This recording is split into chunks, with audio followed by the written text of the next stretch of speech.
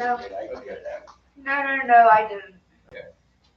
I felt it when I was still awake when it happened. Okay. Let's go to the bed of the truck. Maybe. I know sometimes when it's cold enough and your nostrils are wet, when you breathe in the cold air, because I breathed some in and it cracked open. We're live. What the heck? Oh. Okay. Close it. I can't see. Chris, are you coming in? You staying out? I'll stay out. Yeah, we don't shut the door all the way, but we shut it down. Close it just Just enough. the sun that comes in. I gotta get thermometer and all the stuff we need. No worries. Forgot all that. All right.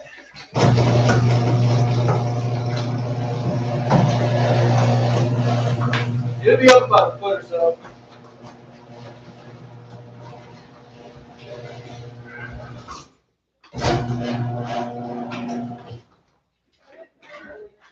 Roll a piece of that tissue and put it in your nose. Okay, Billy, I got a few for you.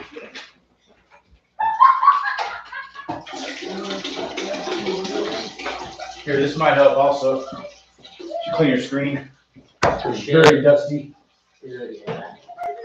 which mine gets the same way. I just notice when I clean it, it tends to clarify things a little bit, Oh yeah. especially when the light hits it. It's Yep. like, oh, I can see now. So much detail. You spray this on the. No, I spray on the cloth. That's That's when I just wipe everything down. I don't know. Oh, I don't have a thermometer, dude. What? I don't have a thermometer. Uh-oh. Well, I don't have a digital one anymore. Does, That's what I was gonna buy. I don't know where the other one went. Got you do too. you have the little one? Billy. I don't know why it's on the bucket. That's something. Like if we don't have one, we gotta go get one. Yeah, we are screwed. We can't fake that. I can text Brandy. I'm gonna call her and see if I can get a hold of her. Like, I need a thermometer. There was something I was trying to remember, and that was what I was trying to remember then. Because I was out and about, and I'm like, there's something I was supposed to buy brew related. And I'm just like, what was it? And I'm in Walmart, and I'm in the other stores. I'm like, what was I supposed to get brewing related? I'll look around and see if I can find the dial one, but I don't know what happened to it. It should be in the bucket, man. I don't understand why it's not in there. So aside from the fact that it's like you need a microscope to see it, is that the only problem with the dial one? Yeah, it was just small. Ridiculously small. Well, I might. No, this is being broadcasted. We are the most professional brewers this side of the Columbia River. Not gonna lie. We are so good at this. Try her again. If not, I'll just run to the store real quick Sure. while you're getting started. Because it'll be a while before you're up to temp anyway. I'll be back a while before it's ready. I will do the acapella So, version. hi world, we're totally unprepared today. In a Gata de Vida. In a slow tempo. She either doesn't realize her phone's ringing, or it's not going through where she's at. Yeah, could be. You get into some stores around here, man, and Yeah, it just doesn't Walmart's punch bad through. for me. I don't get crap for signal Walmart. And I keep getting the damn voicemail. I'm gonna look inside real quick and see if it's inside. Okay. I mean, maybe it fell over here or something. Because I always kept it with the brewing stuff as a backup, you know, obviously. Right. I was gonna say I moved it. Obviously. Or maybe somebody used it. Possible also possible.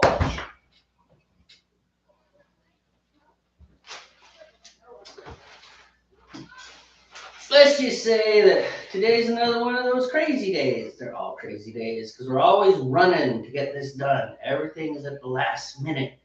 Even though we know 2 weeks in advance we're gonna do it, because of the way life pans out. Very good. I found the analog one, but I'm still gonna get us a digital one though. Ladies and gentlemen, we have the analog, little itty bitty, super tiny, teeny. Maybe I should wear up a magnifying glass too. Yeah, even with my glasses, dude, I can't see that thing. Actually, I don't have a magnifying glass, so Do you have an aiming I plane? don't own one. Oh yeah, I do have a magnifying. That we need. Definitely need. All right, man, I'm just gonna go ahead and throw this in here. We are ready to go. And yeah, I didn't have the right handle. I have the handle for the smaller carboys. Oh. So I took it That's off. the orange one, isn't it? No, I need a blue one. You need, well, that's what I'm saying. You need a. Or no. Yeah, I need a blue one. So, but it's fine. I will get one next time. I took it off the other carboy that's still permanently put it on the new one. So. Flame on! All right, we're doing it. Alrighty. Welcome to another exciting episode of Northwest Brewmeisters. We are just a couple guys who like beer. I think you should too. My name's Jamie. Steve? I think I screwed that up. It's alright. It didn't come out quite the same. Flow with it. We'll flow Let's with go it. with it. A couple guys from the Pacific Northwest who like beer. That's I right. think you should too. I think you should too. But it's okay. We pretty much don't think they should too. We know you should. We know you should. You should like beer. You should like beer. Yes. Train your children. I failed. My kids don't like beer. No, you tried. My kids are freaking 21 and 22. What's wrong with my kids? They don't like beer. Yeah, That's that's a serious problem. That's what's wrong. I don't think you can change that one though. But that's right. Who knows? Maybe when they get older, they'll like it. Beer can be an acquired taste for some people, you know. Yeah, well, it is. And also, I mean, they spent nearly their whole lives being, don't drink beer. You're not 21 yet. Well, actually, they didn't. I decided long ago that particular rule, I don't care about. Oh, my house, my 4? child. 4? You can have a whole pint now. Yeah, you don't do a pint. All right, what are we doing? We are doing beers, man. I am doing. Do you want to confess or do you want to be fingered out? Let's go with confess because fingered out sounds bad. That sounded kind of dirty, but I knew what you meant though. Yes. Okay. Go ahead. I'll confess. Forgive me, beer patrons. I have a confession to make. Boy, howdy. So, for anybody who caught us on the replay, because I know you weren't there during the live broadcast, That's right. we were brewing our own recipes last week. I was going to make this a simple English style bitter. Jamie was making it's called a Hollerbock, which is a lager lager style beer. No, Helles. Oh, Helles. Oh, It's bright. German word for bright is Right. Helles. Okay, Helles. So it's not a dark bock. It's like A lager bock. But it's a lager style beer, which means his yeast is lager yeast, and my yeast, which was just supposed to be a basic, not pale, just regular English ale, was ale yeast. And the difference, the 10,000 foot difference is his yeast would work at colder temperatures and do its job at the bottom of the barrel essentially, whereas my yeast works at higher temperatures and works at the top of the barrel essentially. It's on top of your wort, the carboy. yeah. I don't want to go into all the details of the chemistry of it, but different kinds of yeast for different purposes, and they will definitely produce different flavors. This genius right here mistakenly used Jamie's yeast in my beer after the fact. I didn't realize until I poured it in. It's just like, that was not my yeast, So, and the two yeast packets were sitting, the Y yeast types, they were sitting next to each other, and for some reason I thought he'd already pitched his yeast because his wort was a little bit too hot, and so he wanted to cool it down. So he put a water lock on it to bring it out the garage. And for some reason, my mind just registered that as it was done, even though he clearly told me my yeast is my wort is too warm. I'm going to put it in the garage. But anyway, for some reason, I guess because I saw the water lock and I already had a few beers in me, whatever the case may be, whatever excuse you want to accept for me, I screwed up and used my yeast or used his yeast in my batch. And then so the only thing we'll have to do is for him to use my yeast in his batch. So we either made some masterpieces on accident or some disaster pieces. We'll let you know in the following weeks when everything's done. So. By the way, it's forgiveness vespers today. Oh. I am forgiven of my yeast. Hi, kid. Hi. God forgives and I forgive. That's the saying. My yeast snafu there.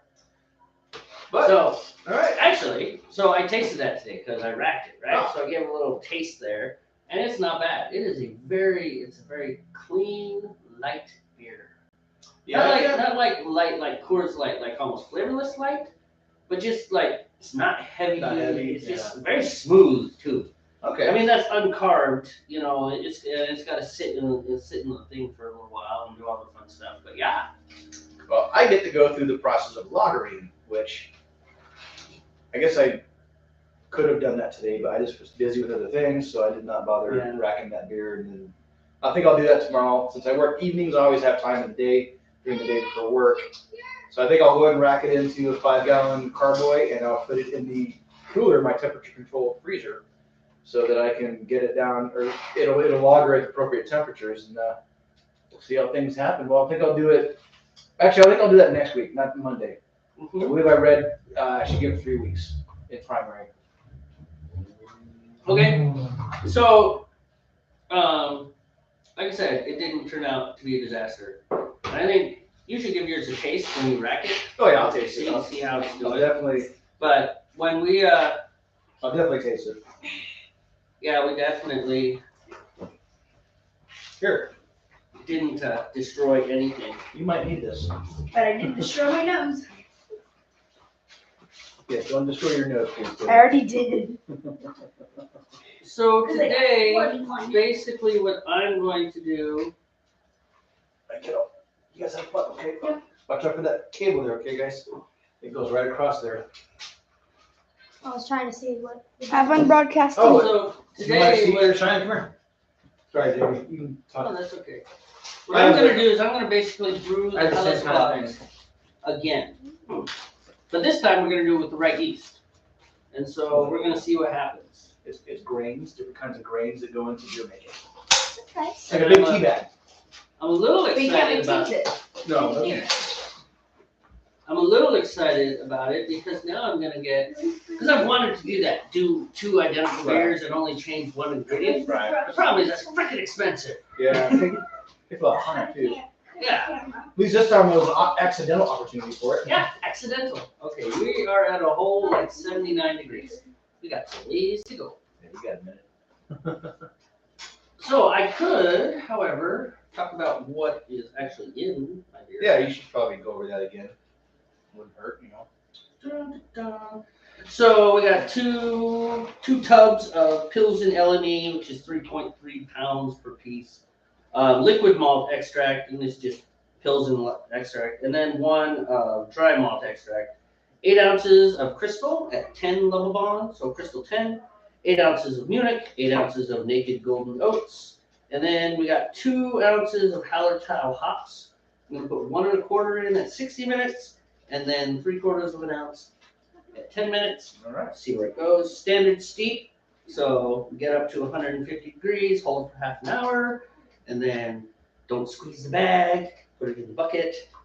And then standard boil, 1 hour boil. Nothing real crazy about it. Yeah. Just gonna try and use the right yeast this time. And it's gonna be awesome. Yeah, it's gonna take a while to live that one down. All right. For this week, I am just resorting to a recipe from our local brew supply shop. It's a Mac and Jack clone, which means it's going to be like their African ale style for everybody who is a fan of Mac and Jack's African ale. Let's see here. The original gravity will be 1.060, final gravity at 1.016. ABV will be 5.8%. So it won't be super strong, but not going to be light either. And IBUs are 43. So my steeping grains are 1/2 pound of Crystal 80, 1/2 pound of Carapils, and 1/2 pound of Munich. My extracts are 6.6 pounds of Pilsen light malt extract, and also 1 pound of Pilsen dry malt, which is in this bag right here. For anybody who doesn't know, malts are essentially our sugars, is what the yeast is going to consume to produce the byproduct of alcohol and CO2, carbs.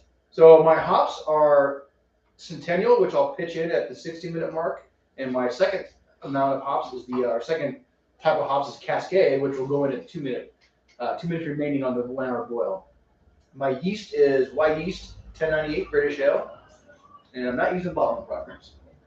Same standard fare. We'll bring it up to temperature to 150 degrees Fahrenheit, maintain that for about 30 minutes, and then mix in the malts and get it up to boiling. Nice rolling boil. I'll put in my first batch of hops, and then at 2 minutes I'll put in the second one, and then we'll chill rapidly to below 80 degrees and put in our carboys and carry on smartly. Sweet. So you're gonna start?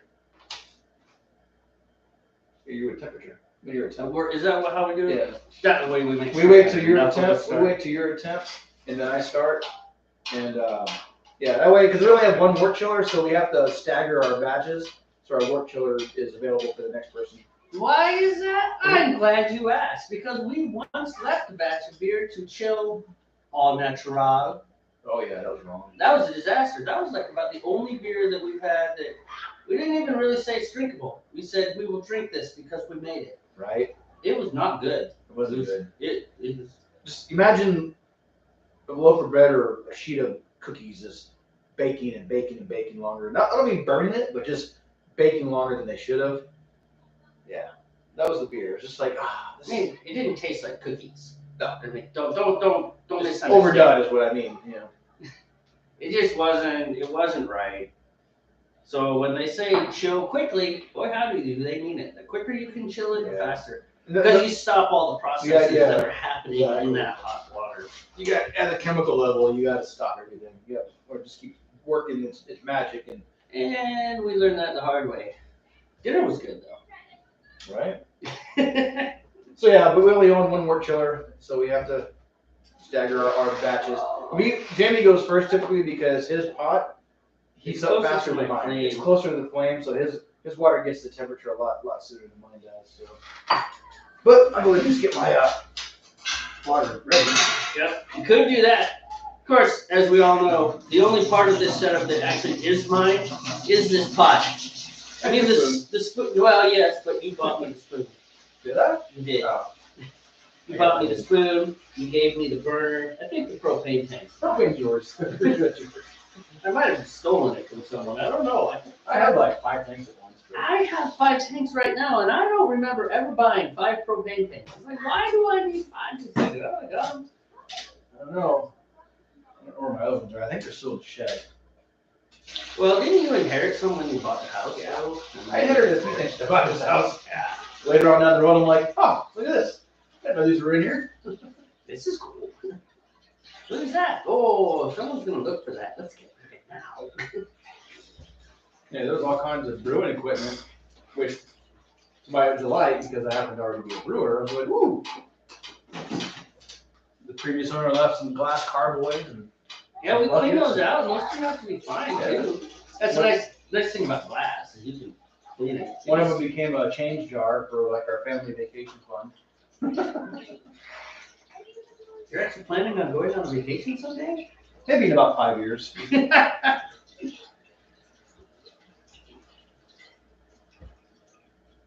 Alright, 3 gallons. We didn't tell them what we're drinking. Oh, no, we didn't, did we? Go ahead. This is good stuff. I wish I knew what it was. Oh, that is the That's the Irish The Red. Irish right? red, yeah, Irish red stuff. So this was another one of their recipes. yeah, wasn't this it? is one of theirs. Yeah, we just I grabbed made it it off about 8 weeks ago. Brew Supply. They have a lot of recipes, and they're all pretty good. They're well-tested recipes. So when we're feeling lazy, just grab a recipe. Kind of like what I did when we made our trip over there to grab our stuff. I had not prepared my own recipe, so I was like, I'll just grab one of theirs again. Keep it simple. Although, as you start doing this more and more, it's like, wow. It's very daunting when you start, It's like, oh my God, it's hops and yeast and grains. All these What am I things gonna- to juggle. What am I put? And then after a while, it's like, some of that, and a little bit of that. That sounds good. Yeah, it's not that bad. Once you get a few under your belt, you're like, It's kind of like making scrambled eggs, but a little more complex. right? Dash of this, dab of that. The science thing makes it a little different. Although I was on so in case you didn't know, Northwest Brewmeisters follows Yakima Valley Hops now on their Twitter, just so you know. So I went to their site and checked out some of their stuff, and You want some light? Some better light? no, I'm good. I can see. Okay. I can actually see just fine. That's the other thing I didn't grab were the light bulbs. Yeah, you need to get the daylight stuff. Because I wanted to swap all these out so they're the same wattage and same type, Right. So I guess I could just hang on to this for now, huh? might as well. Like you need it. Handing it back and forth. That's how. Yeah, actually I do. I make everything over here sticky. So anyways, I happened to be looking at one, and there was one that was like if you use this hops, you get like this creamy, caramely finish type deal. I was like, oh, I'm interested in that. Throw it with a Scotch ale, use that hops, see what happens. Avoid the peated whatever. Apparently that's like an American cheater convention. Oh. Not that I mind, I mean, I gotta keep moving because that sun is just gonna start coming in. is it just gonna start cooking Yeah. you? It's Oh, getting no, that it's time not of so much year. cooking me, it's blinding me. Oh, Yeah. you don't need to see. Highly overrated, this whole concept Yeah. of seeing things. So, anyways, check into that and look at some of the hop profiles and do things like that. I think it'd be fun. Maybe we could actually get some hops from these people. Some local hops, that'd be cool. Yeah, I don't know where our hops come from.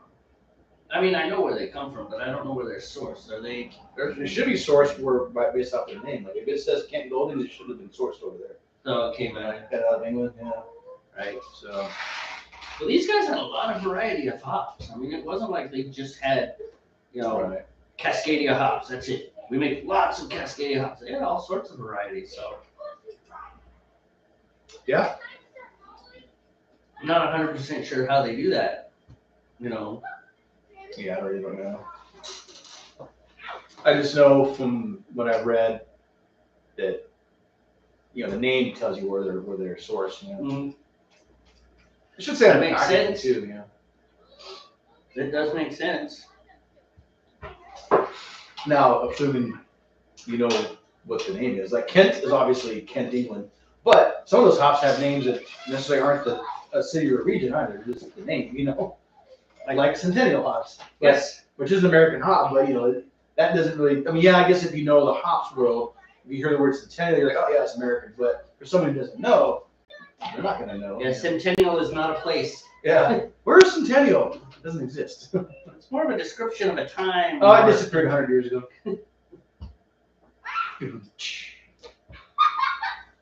He will be here all week.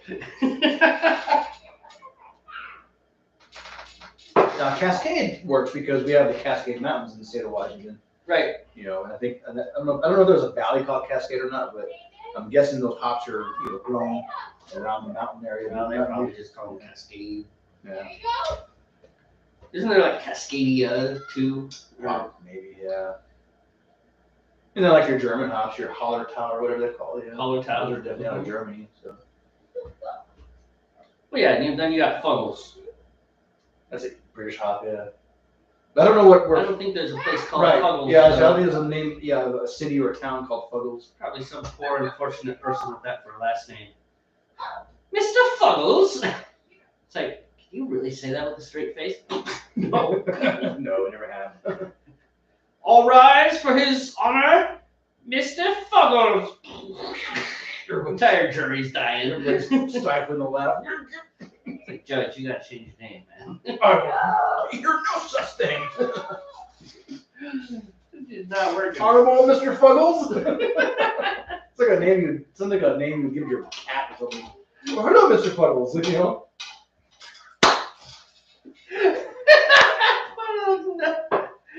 It's like, what is it?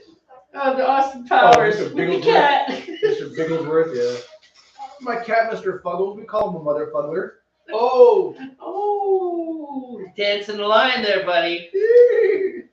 That's probably that was the one scene that I about lost. Look what you did to Mr. Bigglesworth, and he holds up that hairless cat. Hairless, yeah. I fell out of my chair. I think that's about the only thing I really laughed in that movie. Everything else was just kind of a chuckle. Well, I'm not big on that style of humor. Yeah, it was slapstick 90s humor, man. That's the way I look at it. Yeah, bathroom humor, a lot of it though. Oh, yeah, definitely. I did like, some of it was fun, like the whole getting the cart stuck in the hall. That was amusing. I liked, I kind of feel the same way about Adam Sandler. I actually like Adam Sandler's like serious work, and I like his Disney movies or his fairy tale movies. Oh, Like Wedding Singer and 50 First Dates. What's another one? Those like fairy tale movies. I mean, I remember them all. well, I know there's Wedding Singer and 50 First Dates for sure, but if you watch them, they are 100% a fairy tale. Oh, yeah, you know, it's just, and they lived happily ever after. It's pretty good. But like Happy Gilmore and Mr. Deeds, which I never actually saw because Deeds was okay. I mean, it it seemed was Happy it's Gilmore. cheesy, you know, it's cheesy Adam Sandler humor. Yeah, and it just I'm not into that. He's just not. No, sorry. I mean, he does some clever stuff. The Hanukkah song's cool. Yeah. That sounds pretty funny. That is really funny. But most of his humor I don't like. I kind of like Rain on Me. Did you see that with Don Cheadle? I don't remember if I saw that or not. That That was like good. more of a serious one, right? Oh, that was very serious. Yeah. I mean, so that one was about a guy whose wife died in the 9/11 That's right. flights. That's right. And the last thing, it was they had this like ongoing thing with it where he was constantly remodeling the kitchen in his house. And what you find out at some point, I mean, it kind of happens. What you find out at some point is that before his wife had died, they had gotten in an argument About the kitchen. over the kitchen. Oh, okay. And so that was So his coping thing, huh, was... Yeah, that was just the constant thing that he did. So, but it was good. I mean, it was good. I mean, I thought he did a good job. I saw Uncut. Was it Uncut Gems? Yeah, I didn't like that one. No, that movie sucked all the way until the very end, at which place it was like, oh, wow, that's so cool. Yeah. But the oh, wow, that's so cool was not worth the other 3 hours. Yeah, that one was a chore to get through, man.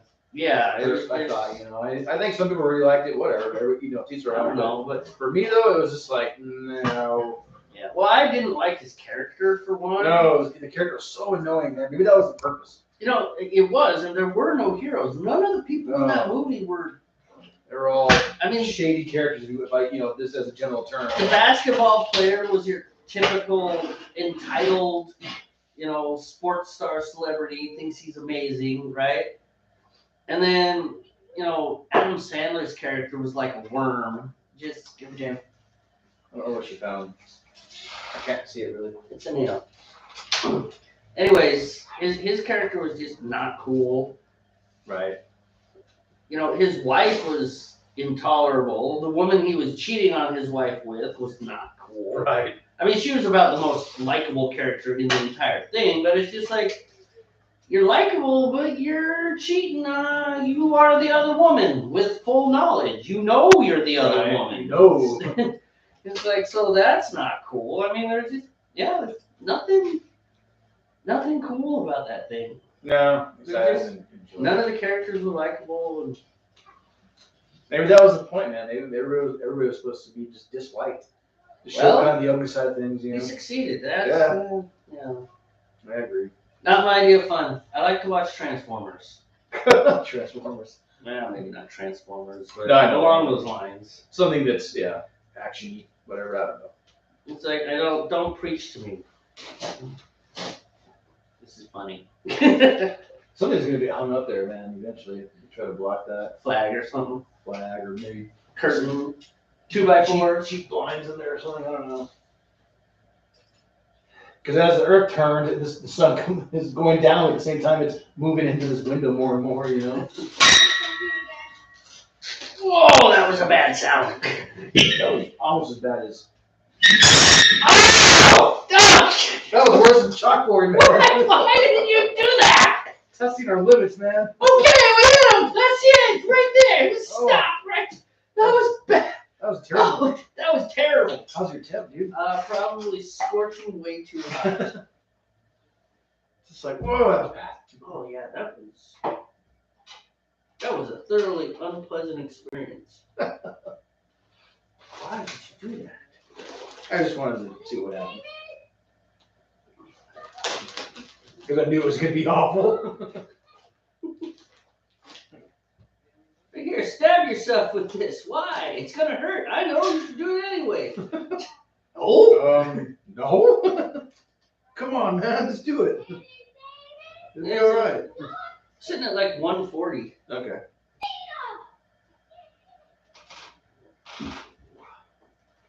Almost there. Ever figure out why we get so much soot and carbon all over the outside of these pots? I'm guessing this is not truly stainless steel. But I don't know if that's a factor or not, man. Honestly. Possibility though. That makes sense.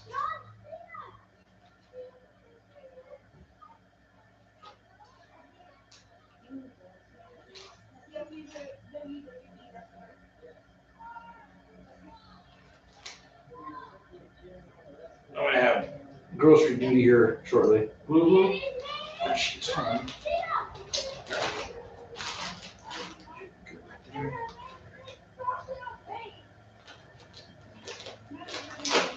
Leave that there for now. I'm getting ready. Sit right there. So yeah, once these beers are done that we have in our glasses, we'll shift over to what I have in the fridge. I have some IPAs in there. It's kind of the house IPAs I like to keep, you know, Mm-hmm. long hammers. I don't think I have anything super strong or fancy. Sounds good.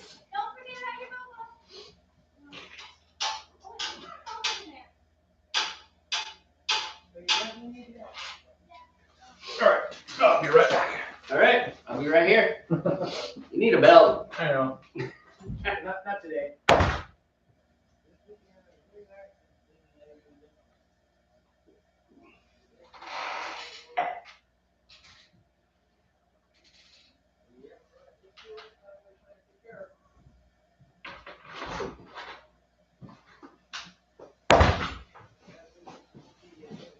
What's gonna happen is these pants will shrink though. I think. Unless I can miraculously lose a bunch of weight, but I don't foresee that happening.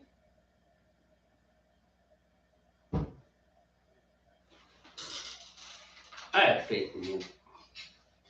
Well, I mean, I'll lose a little bit of weight because I've been walking, and you know, but I also don't think I'm gonna like slip down like I was. Like all those pants I was saying about, those 32 waist pants. Yeah, I don't think I'm never gonna wear those again. Might as well just donate them because I mean most of them are practically new. Yeah. I still wear 34s. That's what I wear, 34s. So that's what these are. I've worn 34s for forever. Yeah, same here. But it's because I just squeeze my fat. Yeah, I hear you. Because I'm definitely fat. Got the dad bod thing going. No, I think we're going beyond dad bod. We're going like Bert Kreischer there. Whoa. Except I'm not as hairy up here, so it doesn't look as good. It takes, I mean, there's certain things, it's hard to pull off the fat look. Just fat look. There's a fat look. There's lots of people that pull off the fat look. Carl from the Urkel show. What was the Urkel show? Family Matters. Family Matters. Okay. Yeah, I mean, dad, right? You're talking about dad, right? yeah, I mean, he had the fat look. He also, Oh no, that wasn't, Carl wasn't the dad. Carlton was the son. no, Carlton was out of Fresh Prince of Bel-Air. Oh yeah, okay. I thought it was Carl, wasn't it? Maybe Carl? it is Carl, yeah. I don't know. I'm The only conflating one two I shows. remember is Urkel. That was like 30 years ago, man. I know, but it was a good show. Yeah, that was Family Matters. At least I laughed. You know, Character Urkel. Yeah, I guess Carl was the dad. I think that guy's dead though. Oh no, that's too bad. That's what happens when you do the fat look. It's a dangerous look. Are you a temp or? Yeah. Okay. Then I'm gonna get my stuff going. Time to set a timer.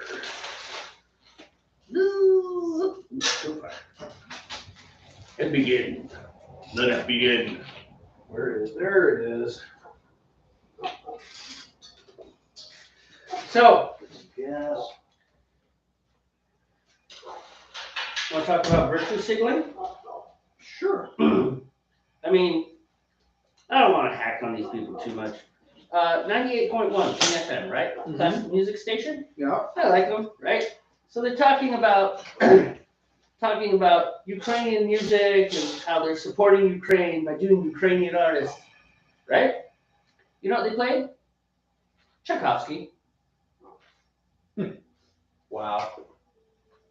Yeah, I know. Tchaikovsky. Yeah, yeah, not Ukrainian. Not only not Ukrainian, Russian. I know. You're like, wait a minute, you guys. You're It's like virtue what? Okay, I heard, kiddo. Thank you though. God, it just total fail. Now I think maybe it was the recording was a performance that happened in Ukraine, or something? Yeah. or maybe the conductor was Ukrainian, Oh. but it was just like utter fail. It's like, really? Tchaikovsky. I mean, I love Tchaikovsky. I really like him. But Okay, move yourself over this way a little bit. the truth No, is, this way, so that you get the hoop right over the hook. There you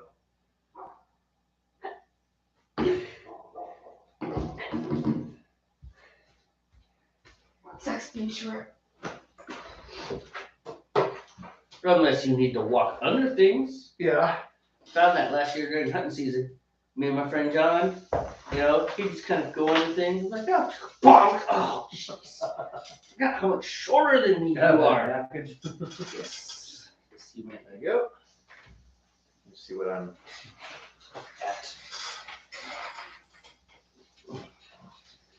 But yeah, it made me laugh. It's like, we're supporting Ukraine and Ukraine, yada, yada, yada, and we're going to play a Russian composer. It's like, sending mixed signals there.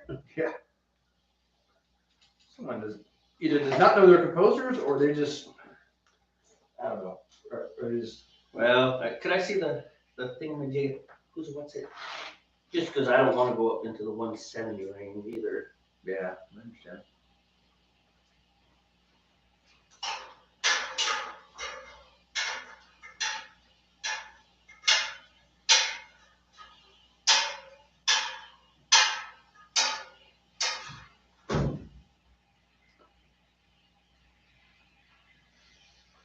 Yeah, I'm holding pretty good.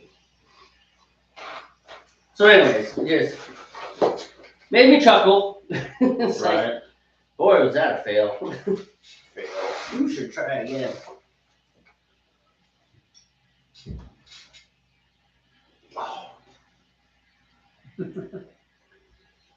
We're pretty close.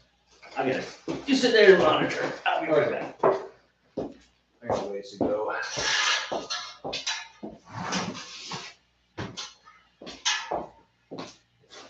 So what do we got in there? Over here in the beer fridge? yeah, main fridge, main beer fridge. There's gonna be stuff in the drawer. There's stuff. There should be a case of the session ales right above there. That's not IPA. That's some kind of drink that my wife bought.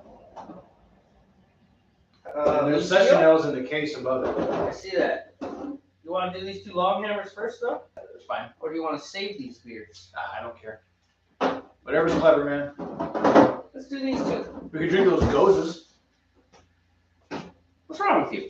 I mean, seriously. That's we not can beer. drink. Yeah, we can drink the Blue Moons Ugh. that are supposed to be somebody else's. Yeah, they're my wife's. Yeah. Is she like keeping them to pass down to your children when she passes away? To my oldest daughter, I leave these Blue Moons. Aged for 27 years in a can.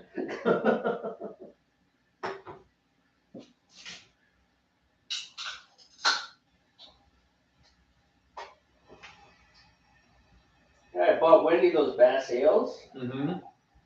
I think I'm the only one that drank any so far. Oh, jeez. Like, I thought you really liked these. And she does. She does like Bass Ales. But apparently she likes Newcastle better. She did say she's beered out, whatever that means. Wait, I think that's my glass. Yeah, that's your glass. You can't be beard out. She lies. She doesn't know what she's talking about. She's crazy. Beard out.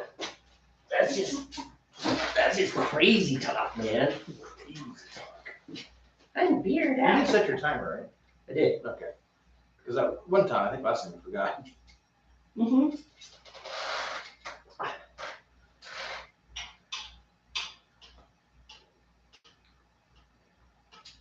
Mine is ready.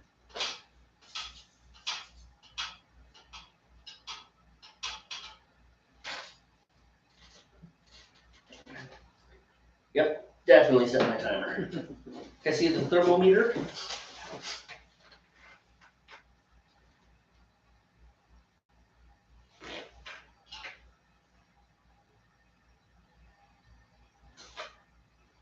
I have a lot of floaty residue in mine. Oh, like dust. Yeah, it's just dust from the grain, some of the Yeah. grinding, I'm sure. What do you know about rice hulls? Nothing. At least nothing of value. You know. They use them for something, but I think they use them in all grain. They don't use them in. Yeah, I think you're right. They don't- like they get the starches off them or something, Yeah. but I don't know what the purpose would be. Or were they? Yeah, they don't use them.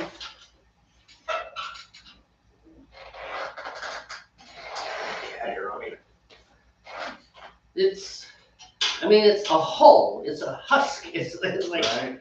what is that? It's not even rice. There's nothing there. But I've heard they use them, so. But I think it's an all grain thing. It's not so much an extract thing. Right. Not gonna lie, I'm kind of happy doing the extract thing. Although I think the all grain has it definitely has some controls that you can throw in there. It just seems like it takes so long. It's like I don't want brewing beer to take 10 hours. It already takes 5 hours. What do you think? We start around 3. We don't finish until 8 or 9. Yeah. Sometimes, yeah.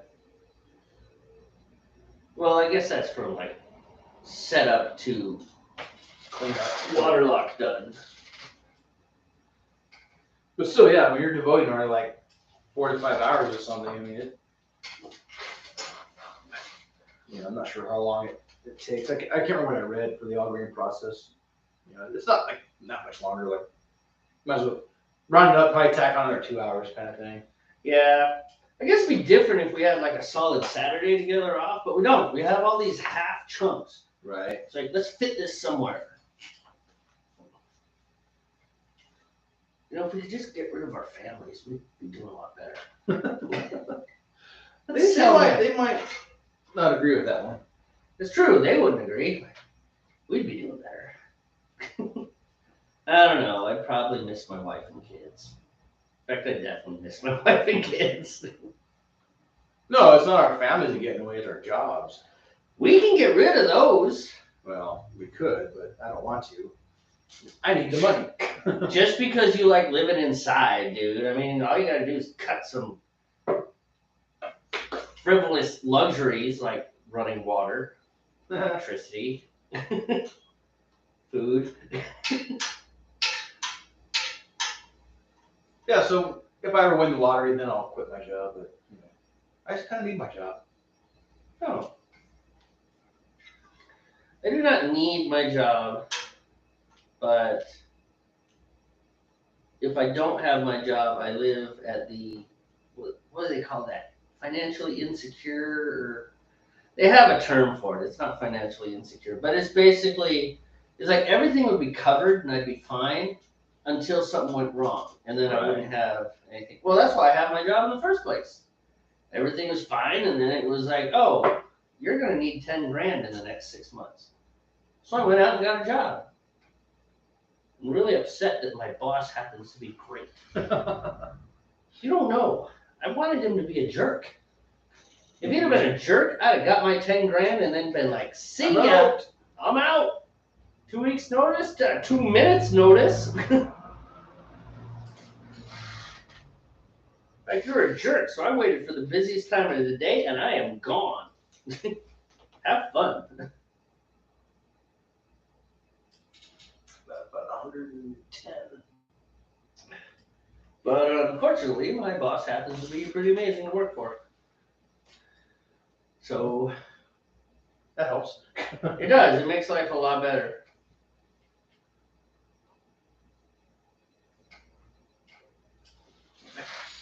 Ooh, excuse me. Want to hear a bad joke? Sure.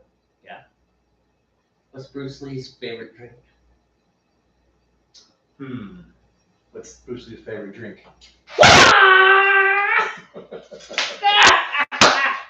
So the He's reason here all week. the reason that's sticking in my head is because Gabrielle came in the other day and Eric said that joke and he got it.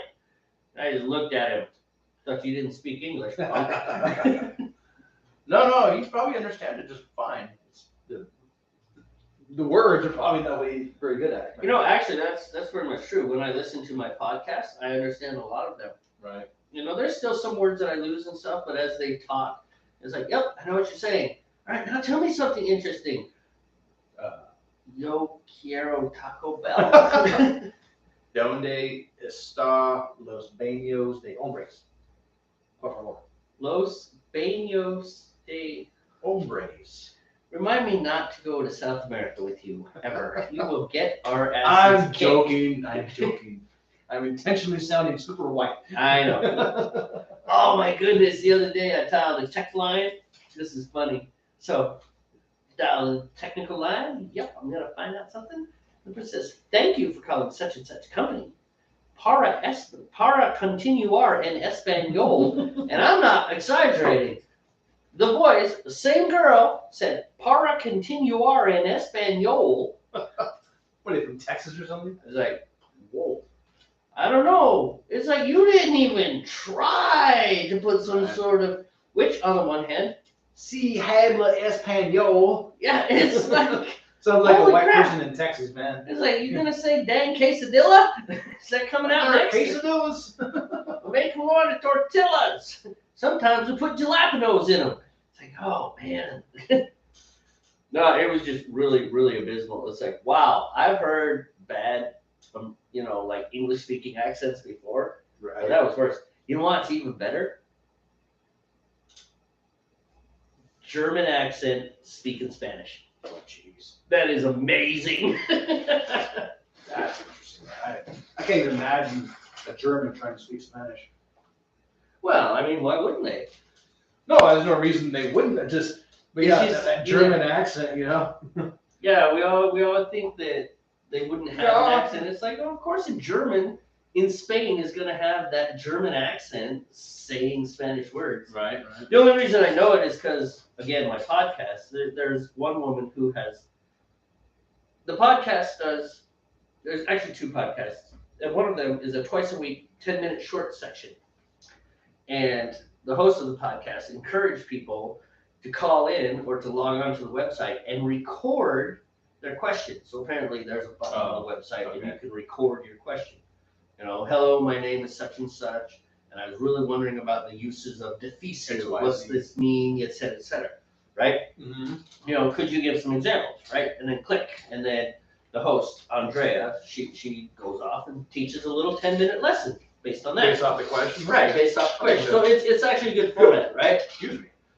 Well, one person who calls in quite a bit, she is from Germany, and she definitely has a German accent in Spanish. In Spanish. It's like, that is an interesting thing to hear. It is fine, you know. It should not be shocking, but it is because Right. No, I got you. America. Because we don't typically hear that though. So Right. you know, it's like we kind of just forget that. Yeah, other people from other cultures can speak other languages than English or their own. Mm-hmm. You know, there's nothing wrong with someone in Brazil who speaks Portuguese learning Spanish, or maybe Spanish is pretty close. Which but is learning probably German, really good or idea. learning Japanese, you know, or something like that, or a German who learned Japanese or learned Spanish, you know. So there was a shoemaker here in town, or a shoe repair guy. Right. He was that? That's still a thing.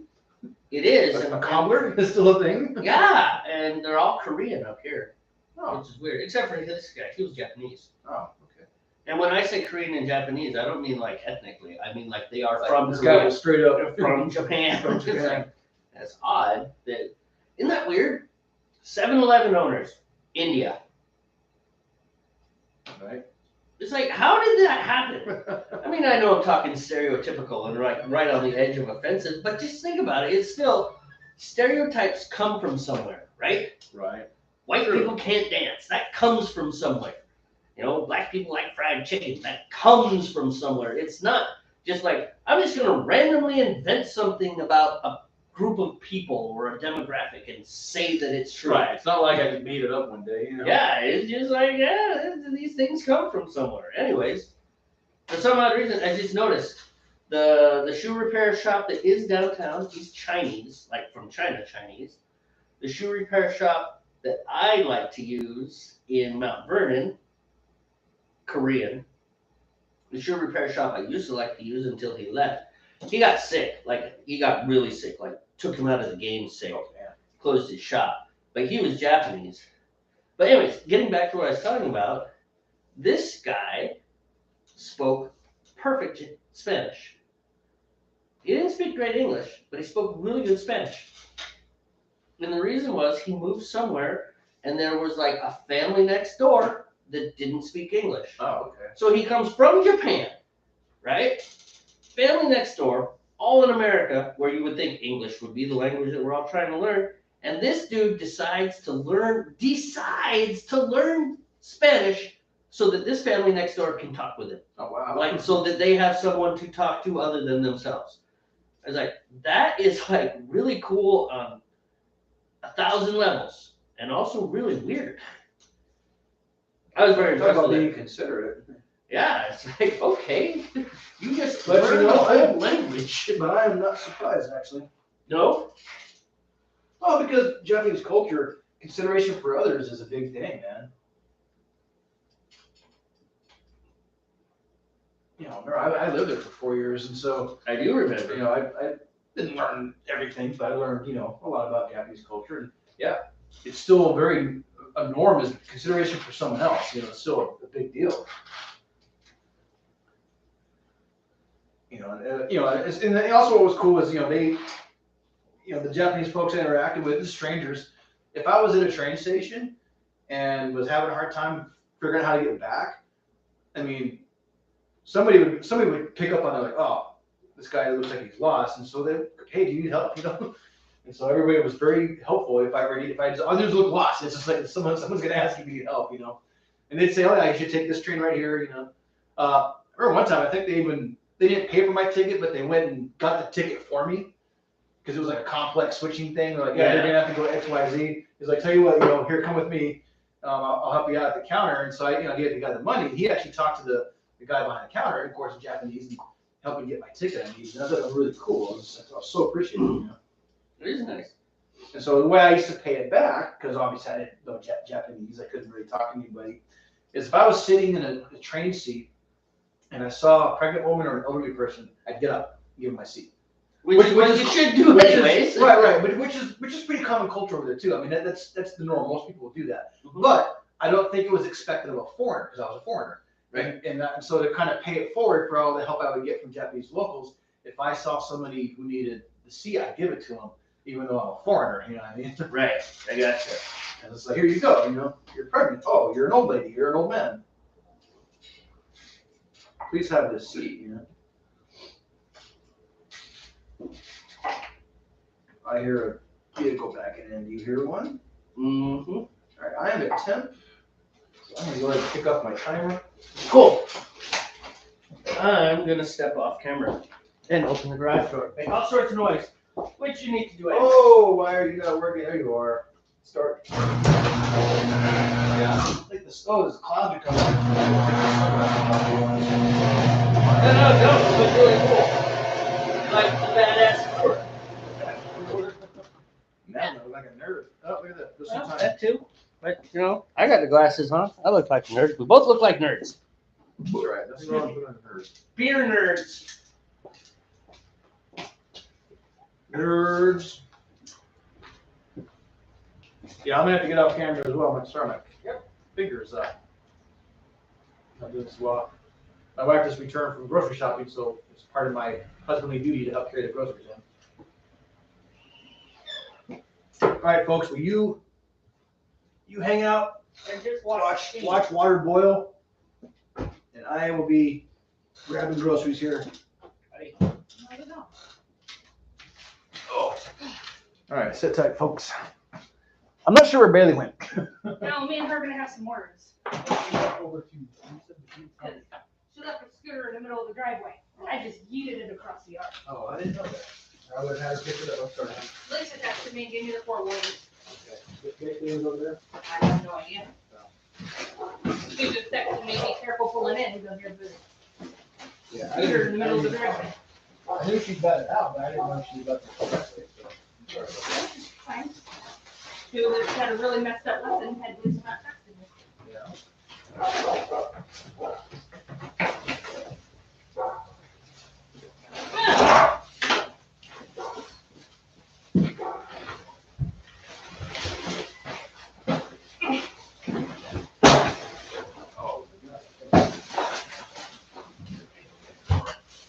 Yeah, give me just a second.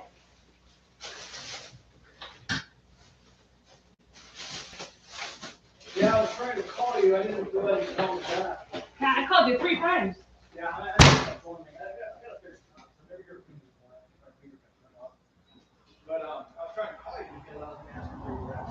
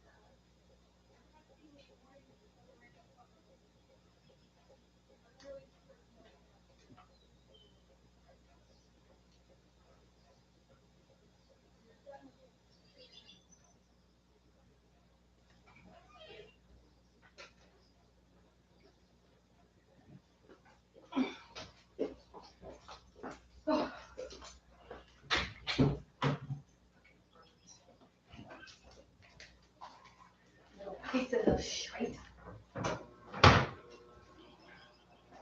Seagulls. Yep. Protected by some migratory bird act of like the 19th century. No.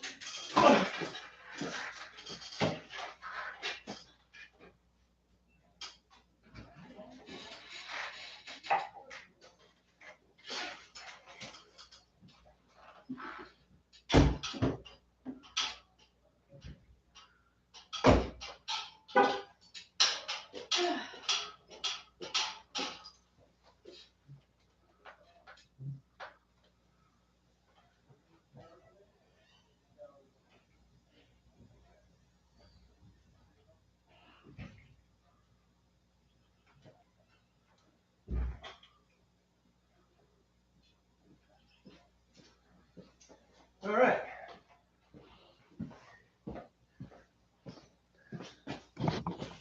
Yeah, it's starting to get dark. The sun isn't exactly down, but the clouds are coming in. Yeah. You could actually probably turn the garage lights.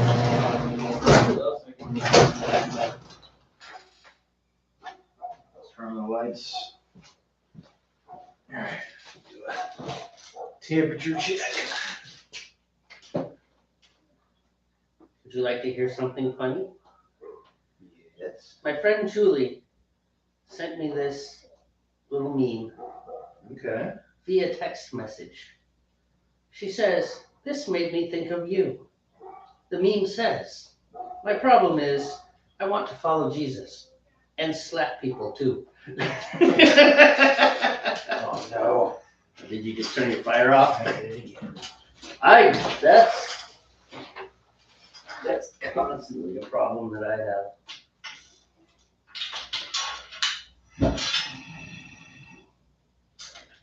There we go. Just a wee little flame because I'm on the upper bounds of the temperature range. Not exceeding it yet, but I'm close enough.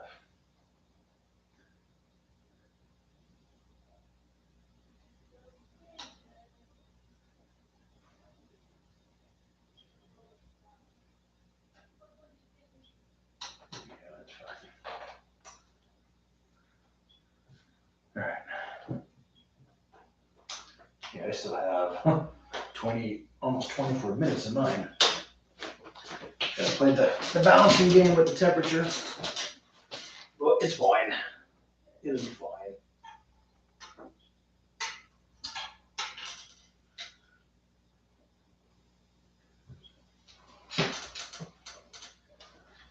It'll be fine. What have you been it, man. Yeah, talking or Slacking. Slacking is the term. Slacking is the term. beg your pardon, man.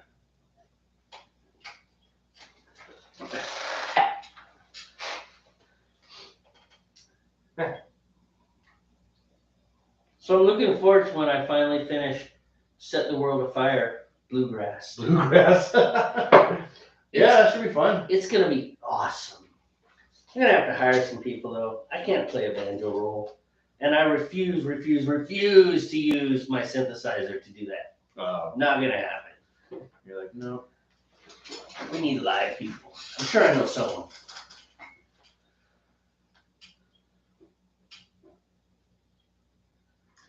Last time I forgot to put in the roll clock. I forget to put in the World Clock every time, and I'm not gonna put the World Clock in this time on purpose. Because I didn't do it with the last one either. Oh, okay. So I'm just gonna leave it, Put one in this one. leave it out. I don't know if it works. I mean, I haven't ever noticed a real interesting difference with it.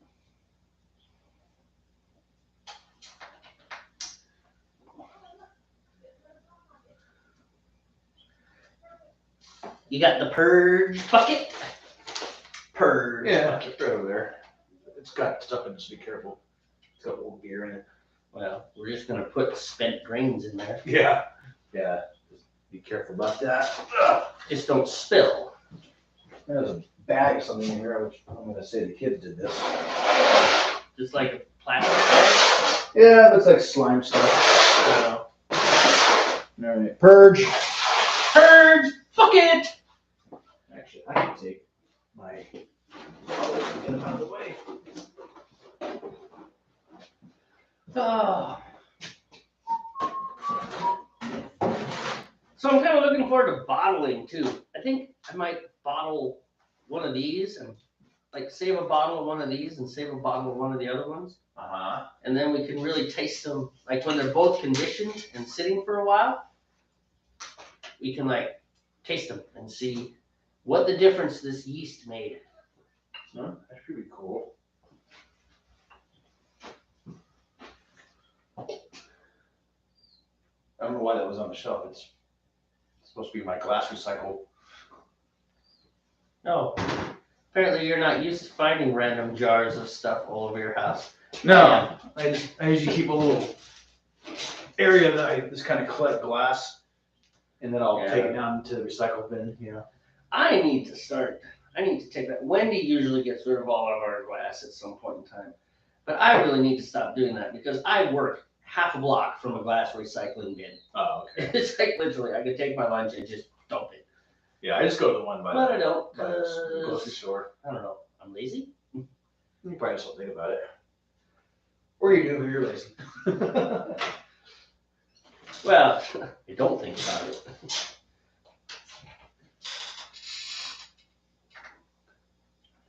If I did think about it, I would do it. The other thing is my classic, the alarm goes off and I finally look at the clock. It's like, oh man, I got 40 minutes to be out the door. Oh, yeah. Not a lot of time for thinking about things. Today was really bad.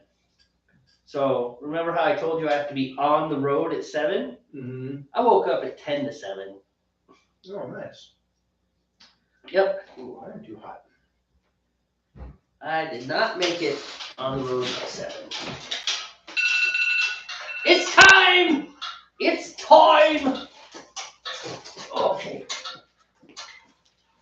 Move this a little closer so you don't get all over your floor, which does have drips on it. That's fine. How is yours only going off now? That's half an hour. Yeah, but I don't even put my fire on until yours is at temperature. You started early. I did? You did. Oh, I thought you were at temperature. That's why I No. started. No, you started your flame just a little early. I thought I asked you if you were at temperature. You did. Oh. And you started a little early. Okay. You really did. You started a little bit early. Well, I hope it doesn't screw apart. No, because I'm gonna get to boiling before you get to boiling. Yeah, that's true. It'll be You fine. need your malt, man. Oh, I do. And a little. Oh, you got locked out of your own house. Oh, and a smart aleck bang back. Did you lock me out? Don't kill people. Okay, everybody. We might have to pray for Steve's family. Not only did they lock him out, but then instead of just letting him in and saying, I'm sorry, they just banged on the door back at him. Could be ugly. Could be ugly.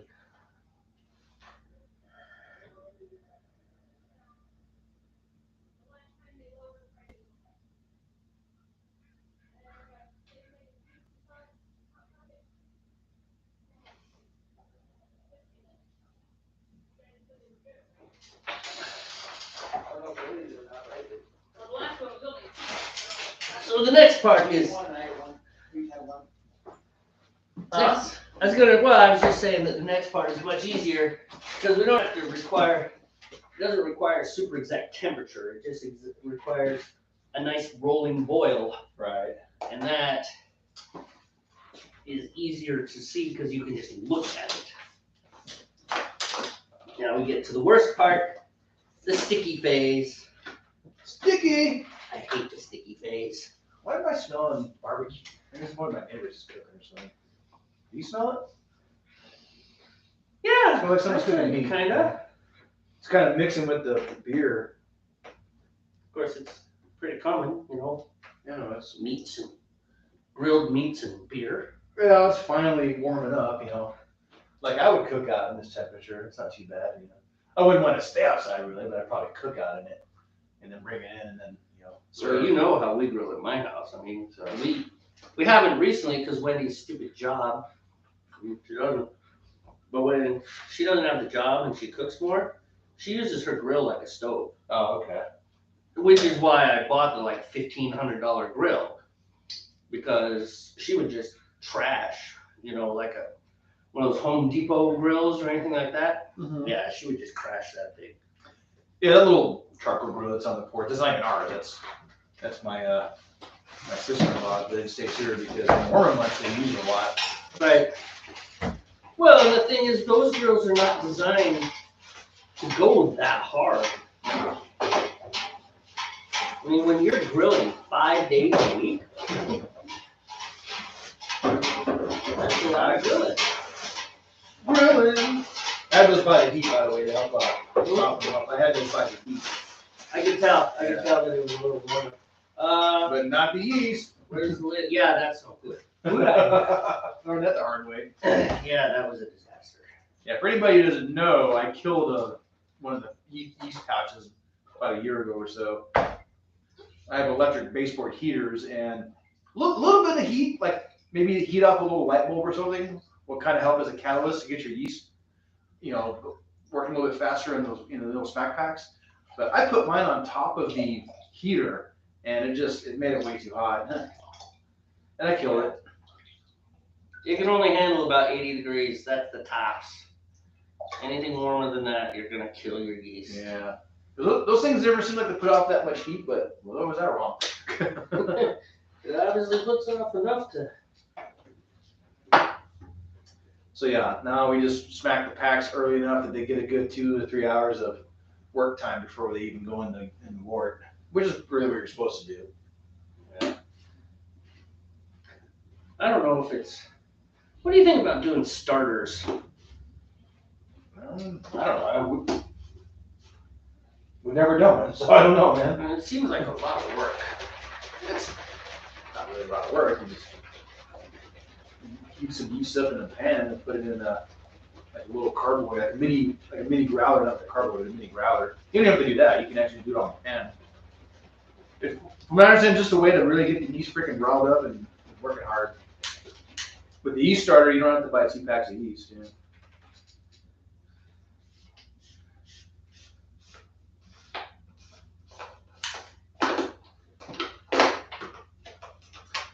I guess when you do the starter, it just helps them multiply faster. I don't know. I never understood how, they say if you don't put enough yeast cells in here, it's going to stress the yeast, right? And what I don't understand is like the yeast propagates anyways. That's what it does. Right, but maybe not enough though, without the extra. If they have to eat a lot more sugar, then maybe the 2 packs ensures that you have enough of that yeast propagating so that it has enough in there to consume all the sugar. A lower ABV beer, you can get away with 1 pack, Maybe it also has to do with the fact that they're producing alcohol while they're multiplying and propagating and eating and doing all that fun stuff. And maybe so if you start with, say, 1 billion yeast cells, then they're able to eat enough before the alcohol becomes a problem. Whereas if you start with, say, 500 million yeast cells, right? Even though they will propagate up to 1 billion and beyond, they're propagating into an alcohol-infused solution because those 500 million yeast cells are producing alcohol too while they're propagating. Maybe that's it. I don't know. I'm sure we can look it up. That's crazy talk. Actually use the internet for what it's designed for. Instead of a platform to argue politically. Wait, that's what I love about you. No, thank you, honey. What you got there anyway? It's like a spicy dill. Oh, okay. Can you go on? I dropped it, so you didn't sit in my mouth. Yeah, I'll do it. Thank you. Are those the little can that like mom gets me? Mhm. Hey, those are mine. Where are yours? Mom likes them too. Hey! Hey! Sorry. And do not lock that door.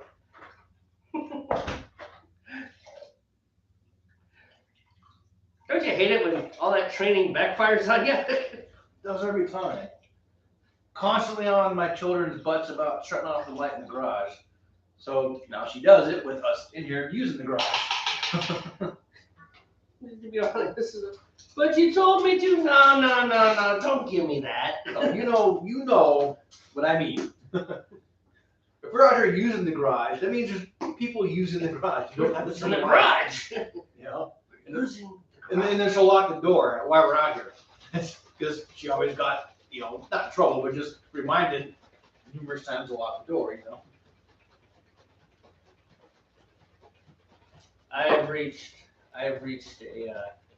We've reached a happy medium at my place. Okay. Because I hate, like to the point where I will kick one of my own doors off the hinges. Hate getting locked out of my own house, even if I have the keys in my pocket. It's like a principle thing. It's a weird twitch, Oh, yeah. No, I'll kick got the door things down. in your life that you hate. Yeah. It's like I am home. Do not lock the door. Don't lock the door. I will deal with whatever comes through it, and God help whatever comes through it. Exactly. Because- Better think twice before you try to come to my door. Right. So I am good. You will be Do hurt. not lock the door when I am home. And on the flip side, I lock the doors for Wendy, and when I go to bed, I lock the doors. No, I'm not a door locker. I grew up in a town of 1,200 people where it's just not something. You left the keys to your car in the ignition. That's where the keys went. It's like, did you put the keys back in the ignition where they belong? It's a small little town, I'm sure, but That's what I'm saying. 1,200 people, right? you might be able to get away with that. Well, Not here. it's not that you could get away with it. It's that you can't get away with stealing a car in a town like that. Yeah. Because there's the old woman, Mrs. McMurtry. That's my invented name, right? It's not a real person. But still, Mrs. McMurtry, who looks out her window and says, "That's not Jamie driving his truck." Like the ultimate quintessential nosy neighbor who looks at everybody. Right, the town security force. Right. They just sit there knitting and looking out the window at the town. And of course, it helps when there's only 2 ways out of town, north and south. And that's it. And the highway is straight for 60 miles both ways. Yeah, you're not getting away from that one. Yeah, no, I get it, man. those small town environments, you could do that. You could leave your doors unlocked. Where I grew up in the city, where we live now is not the city that I'm talking about, but the big city.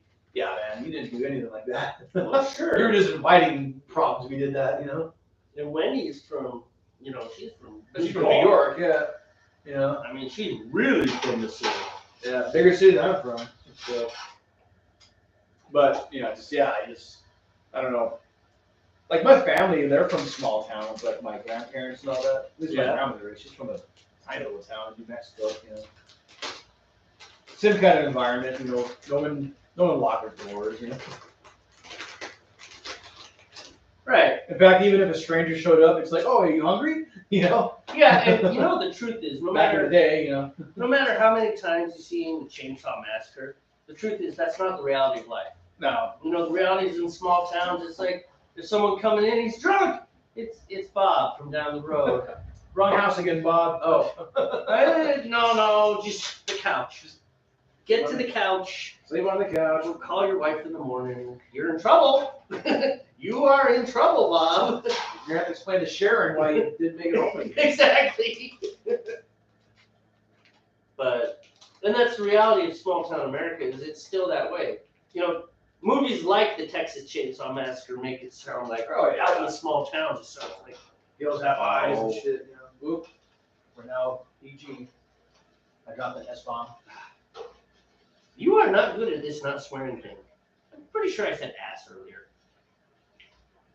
Oh, did you now? Pretty sure. I'm also pretty sure that I heard the word hell in a G-rated movie. You probably have. I'm not sure if ass is a G-rated movie though. Probably butt, but not ass, you know. Well, definitely butt. Come on. Butt is cute 3-year-old humor. Like Finding Nemo. How do you feel in his butt? He touched the butt. Finding Nemo. Well, you did watch Finding Nemo, right? I've never heard of it, actually. So, there's this movie. I'm kidding. Yes, I've seen Finding Nemo. And I've seen the sequel, Finding Dory. So there's this movie about an irresponsible father who moves his family out of town into a dangerous part of the world. His wife is killed by a marauder and his son is abducted, and then he has to go on this journey to save his kid.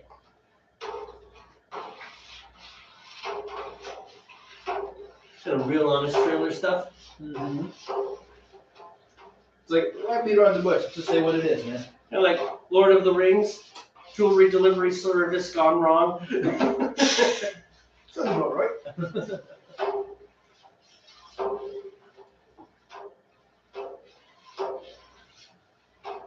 What was it? Big Hero 6, which is a cartoon, right? Oh, yeah. With the robot. Yeah, I can't do that. Synopsis: young teen weaponizes science in ill-fated revenge plot. And the good thing about that one is like, wow, that is exactly what that movie's about. Young kid weaponizes all these nerdy science guys to go get revenge on someone. It's like, when you think of it like that, Jesus. Yeah, that's true. It's like strip away all the fun goodness out of it and say what and call it what it really is. I mean, when you just do the very dry facts, it's like he wanted revenge. He had a bunch of science guys. He turned all of their science projects into weapons, and then he hunted down this guy who killed his brother. Right? My hands are sticky. Oh, no, I'm fine. Yeah, I have about 4 minutes left. Okay.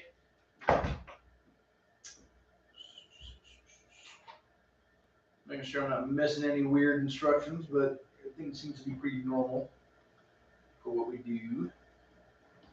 I better keep this one closer to the heat then.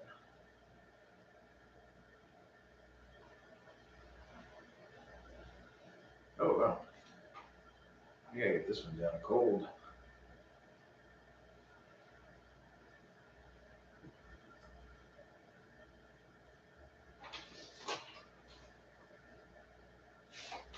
I'll be back.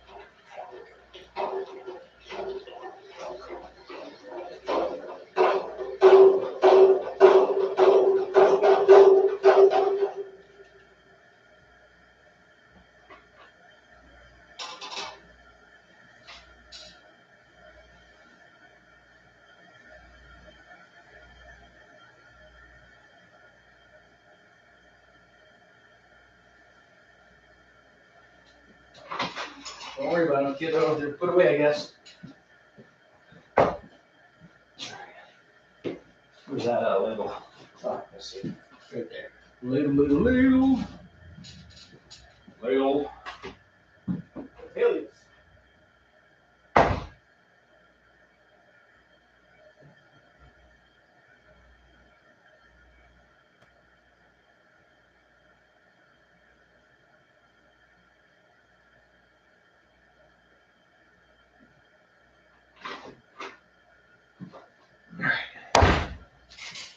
So, kind of funny today.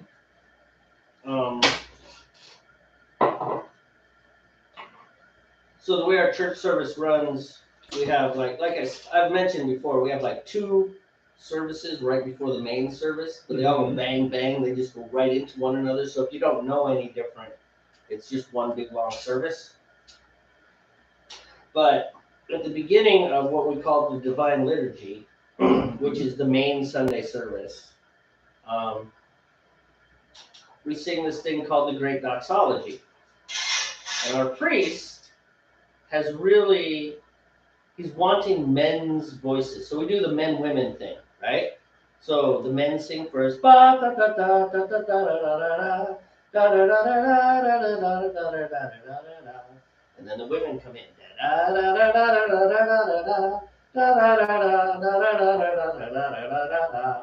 And then you go back and forth, and the song's about 2 or 3 minutes long. Okay. Yeah, standard song. It's actually pretty good.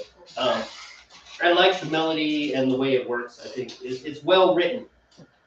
And I'm critical, even of like Christian music and stuff like that. I'm still one of those who like, oh, this is beautiful. I'm like, no, it is not. It's like, you want it to be beautiful because it's a Christian song. That doesn't make it beautiful. That makes it a song with Christian-y words in it. Christian words. Yeah, still doesn't even make it a good song. I'm sorry. Man, god damn it, dude. Are you alright? Yeah, PG hardcore. Always freaking something, man. I'm sorry, I tried to catch it too. I saw it it's slipping. Oh, I will happily mop your floor. I will not wash your pants while they're on your body, though. I hope you don't mind. well, at least the floor is not gonna be sticky. It's just gonna be wet. No, well, no, this is all starchy and stuff. I'll still mop your floor for you, man. I'm sorry, dude. I'm sorry. Oh, it's not your fault. I wonder You're how. inside, you know? I wonder how hardcore that's going to impact my beer. I don't know how much will win in your beer. Not very much, but some did. It'll probably boil off. I imagine it'll be fine. In any case, so when we do those first 2 small services, right?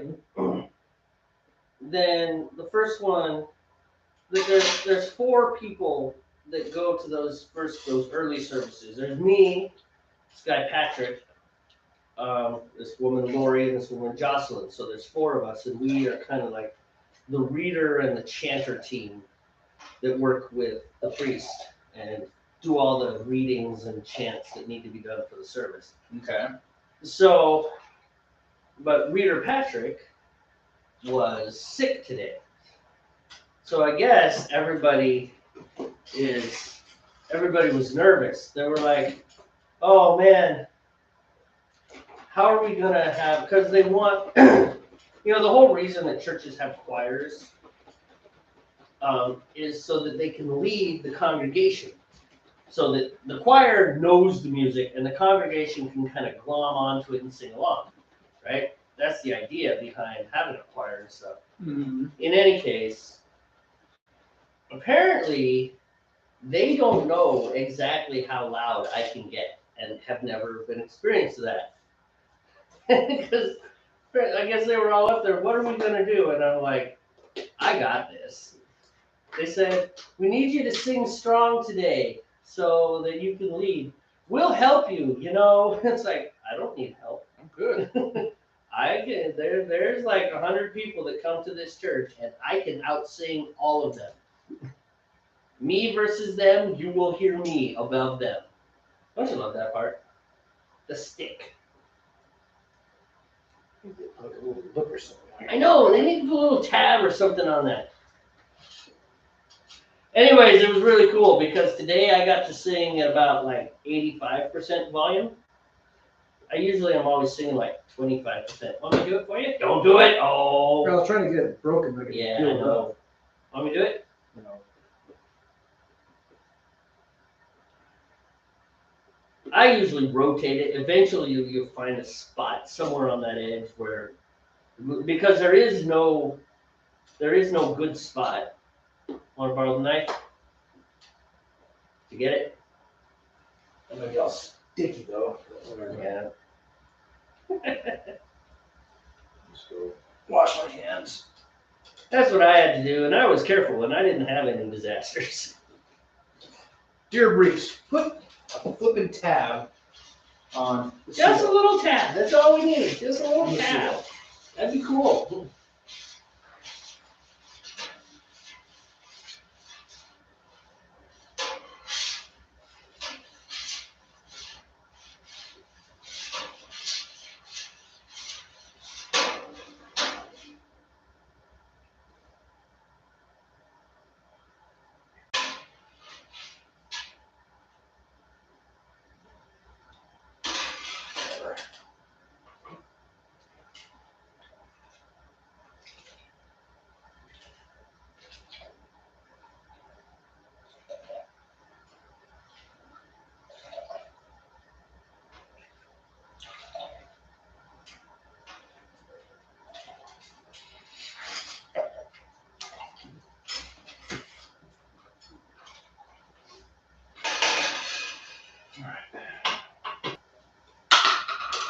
You eat a potato.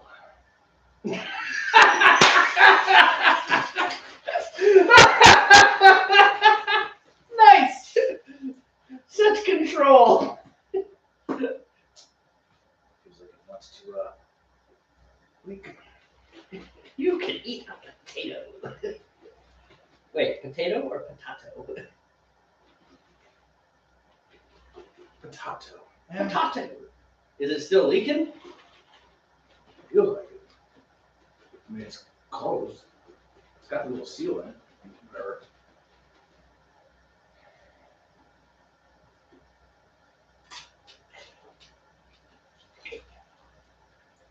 That's good. You got it. I'm gonna go wash my hands. All right, I'll Actually, do I'm it. gonna open the door and then get rid of all this garbage. You go wash your hands and I'll do that. That's what I was just gonna do. I was like, I'll do a little pre-clean in here. Crap that needs to go can go. Are the tubs garbage or are they recycled? Recycle. Everything else is garbage. I still gotta put my dry mouth in, but I wanna get my hands clean first. I hear you. Open the door or don't. I'll do it.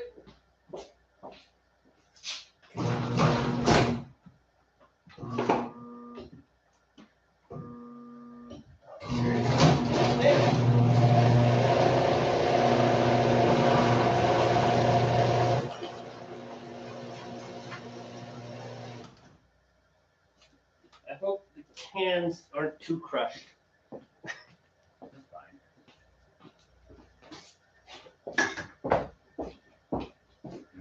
Mess. Oh.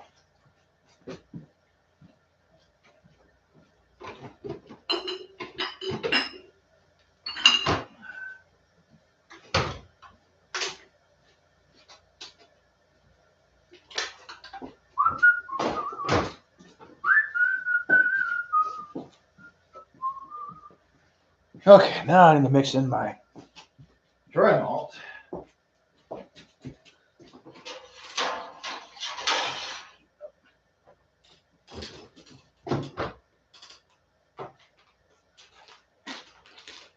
Trying to do it without making a mess. Got it?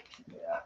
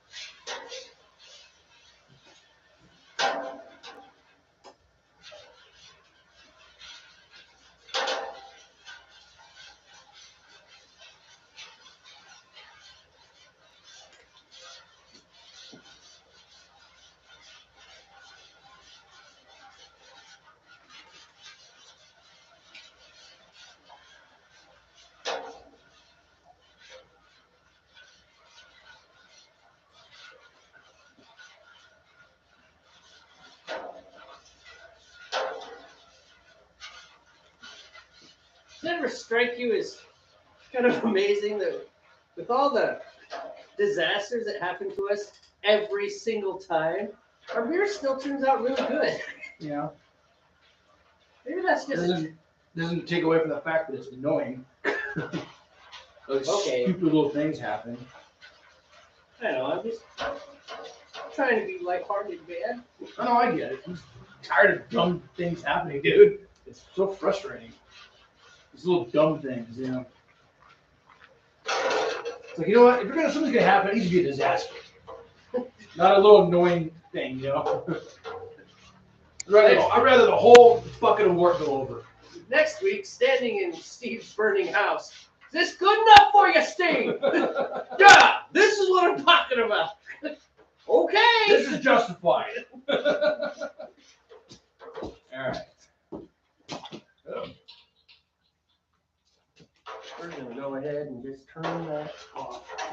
Can I get the needle flame? Wait. Oh, I did turn it off.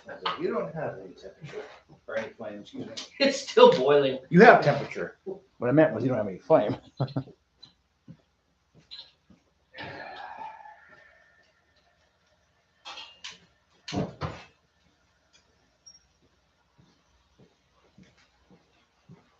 All right, you're gonna need your yeast. Yeah, but let I me. mean, Let, not your yeast, your yeah, but let me get this under control first, and then. Same ones, right? Is it 1 and 1 you're gonna do? Yeah, but I need both of them because You don't have a finishing on? I do. I'm gonna use 1 1/4, Oh, and then I'm gonna use 3/4. Gotcha.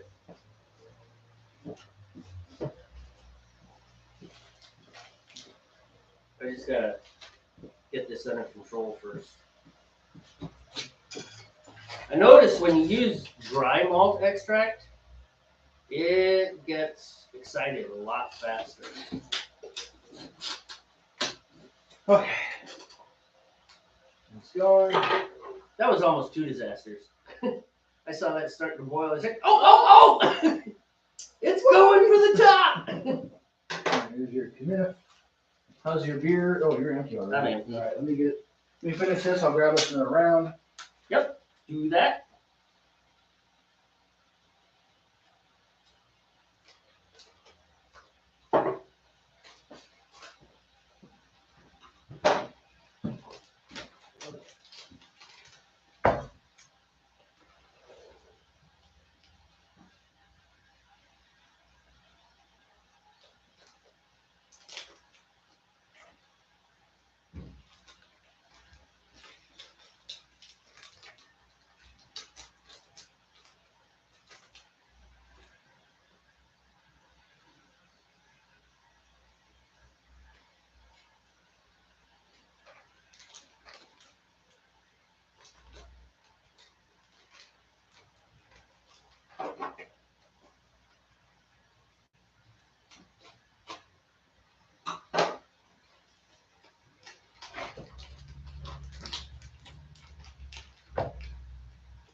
Not 100% sure how I did that last time.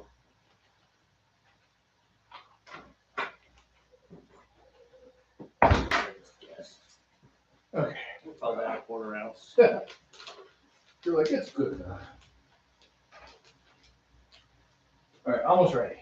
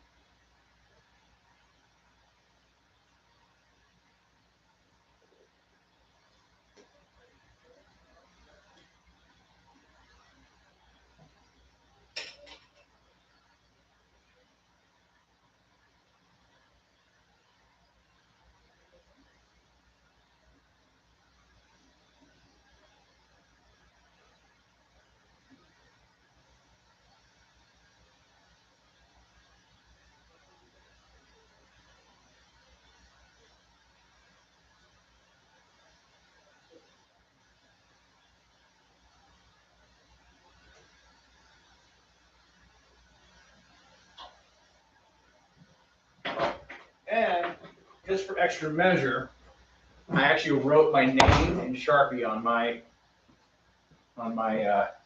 yeast pack, which is still on the other side. It's on the other cabinet.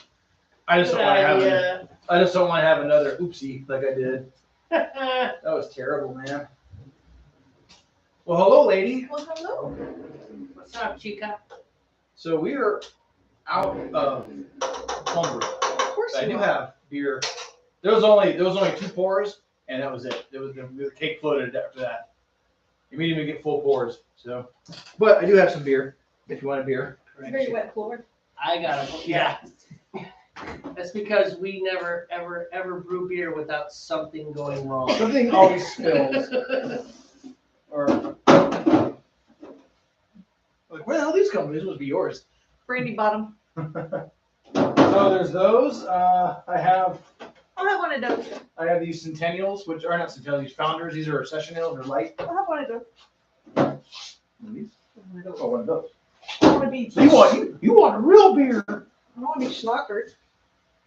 That's not even a beer. That's a calorie-free hard liquor mixed drink, Oh, I okay. think. Oh. Would you like a glass? Or you just want to use a can? I mean, it's up to you. Can't find. If you want a glass, I'll grab you a glass. You can grab me a chair too if you want to sit with us. All right. Let me pour. And then I'll chair. Yes, I use chair as a verb.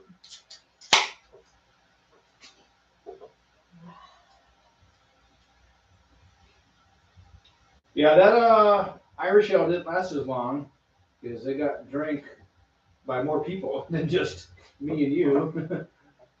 Who all did you share that with?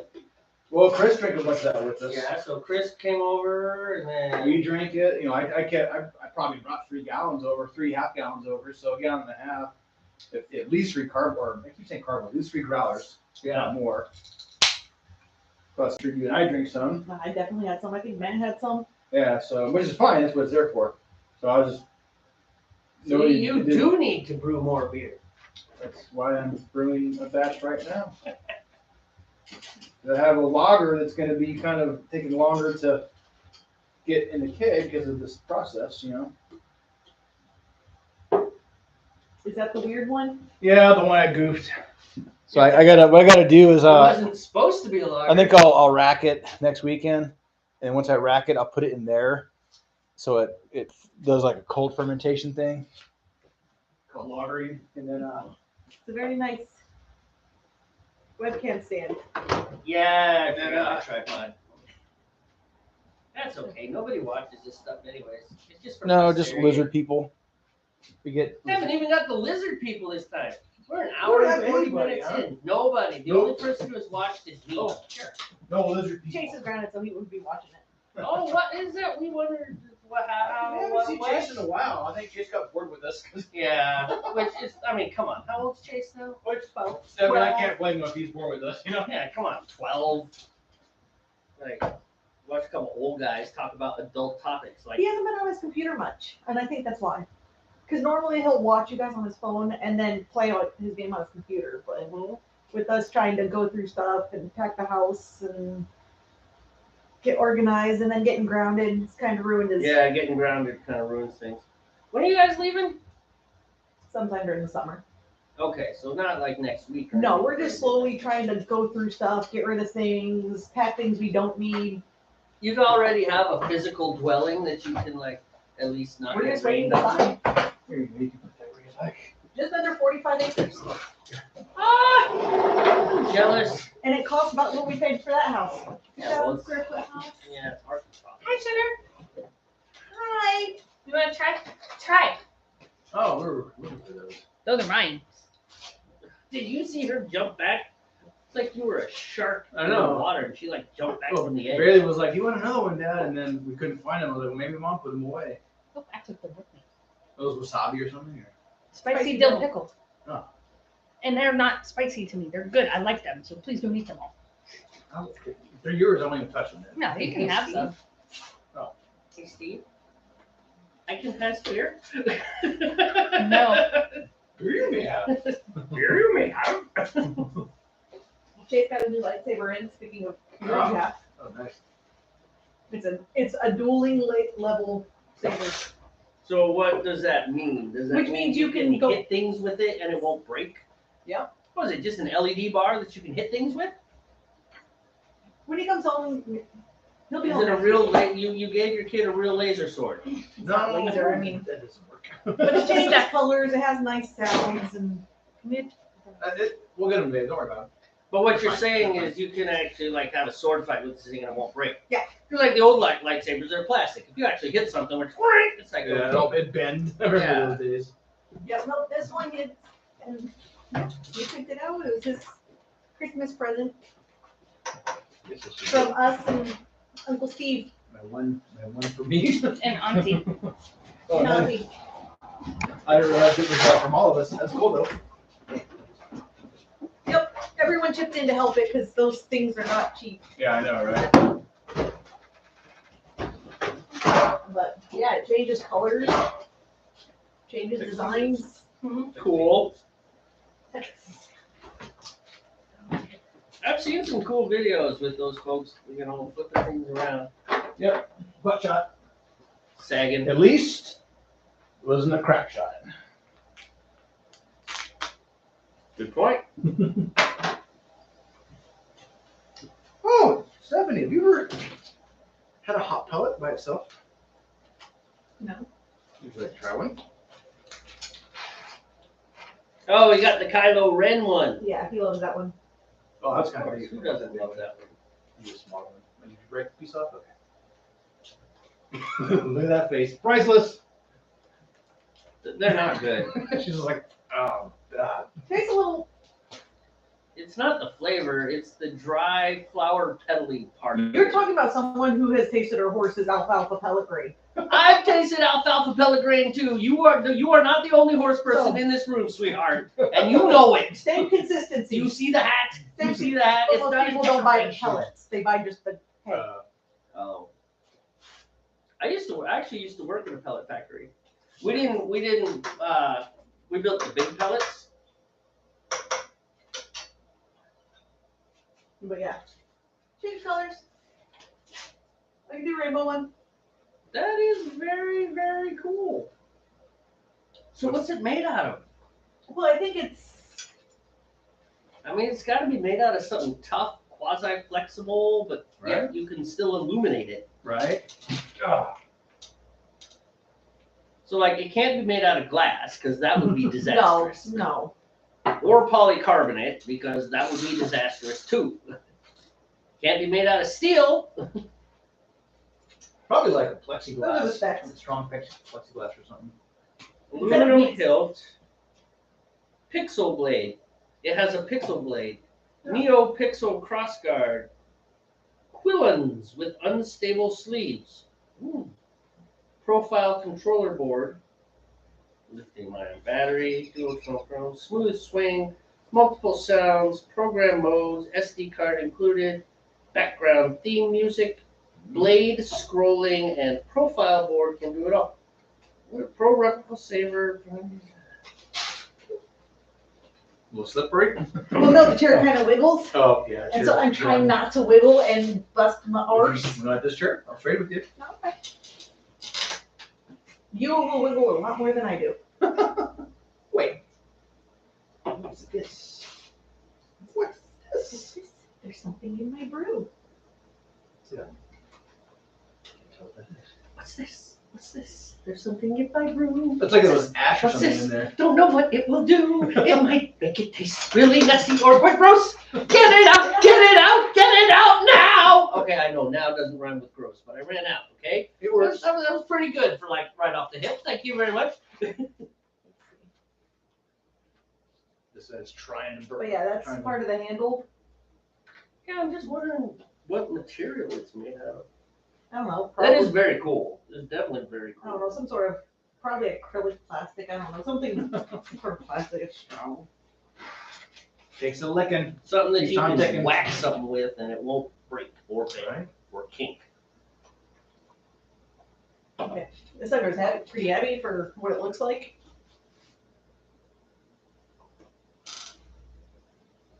I've definitely got a textbook roll and boil going. I'm proud of myself. Did you set your timer? I did. Okay. I said it like 12 minutes ago. And that was just a friendly ask, not like a mess with you. No, he's accusing me. He's accusing me, folks. Only because, we both forgot to set our timers before. It's like, Okay, that's true. How many minutes was that? We'll just go with 12, okay? And today I dropped a bag of grain into your We didn't drop it, it came untied. It's not like Yeah. you did it, you know? I still felt like I could have done something though. It's like I could have like moved down or something. It's like, oh no, I should have done something. Yeah, it happens. No, it doesn't. I'm kidding. No, it does. I'm just- Every single Really, time. every brew day, something goes wrong. Something goes wrong. It is a miracle that we produce anything that is drinkable. But yet we do. Good though, at the end. They are. They're amazing. Except for that one. That one, we left one in the snow and then went over to dinner at your house, and that didn't work out It well. didn't work out very That well. wasn't good at all. What happened to it? Just Well, sat too long and too hot too long.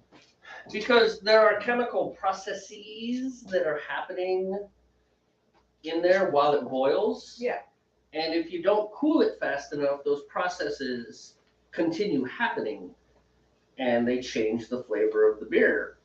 And the way I've described it to Steve, and he uses it as an example, it's like if you got cookies on a cookie sheet, you take them out of the oven, but you don't take off the cookie sheet, you just leave them there, they're still cooking because that cookie sheet's still hot and it's still cooking those cookies. When you take the cookies out, they tell you to leave them on the cookie sheet for another minute or two.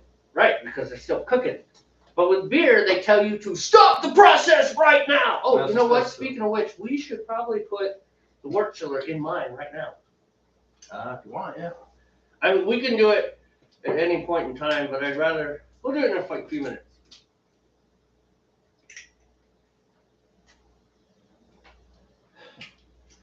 Go ahead and sanitize it and get it ready to go. Yeah, and I looked again I went to Ace. Or like some sort of copper safety wire. I can't remember when I went. Yeah, it was like a week or earlier in the week I went by there. But yeah, same thing. Looked for wire. They didn't have. It was either like spools and spools of wire that was already like insulated. Right. But I couldn't find the right gauge because I could just peel the insulation off. But was it stranded or solid? Because you need solid. I need solid, and the one size that I needed, it was the strands that were the right size, but it was stranded wire. I'm like, oh, had before then.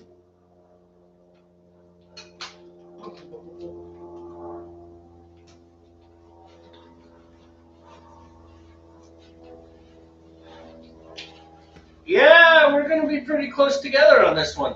Yeah. It's all right. We'll be fine.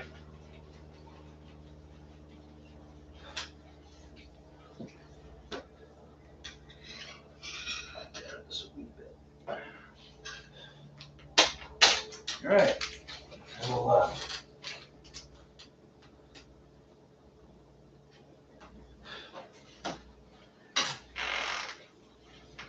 get this nice and mixed in there. We'll pull that around a little bit.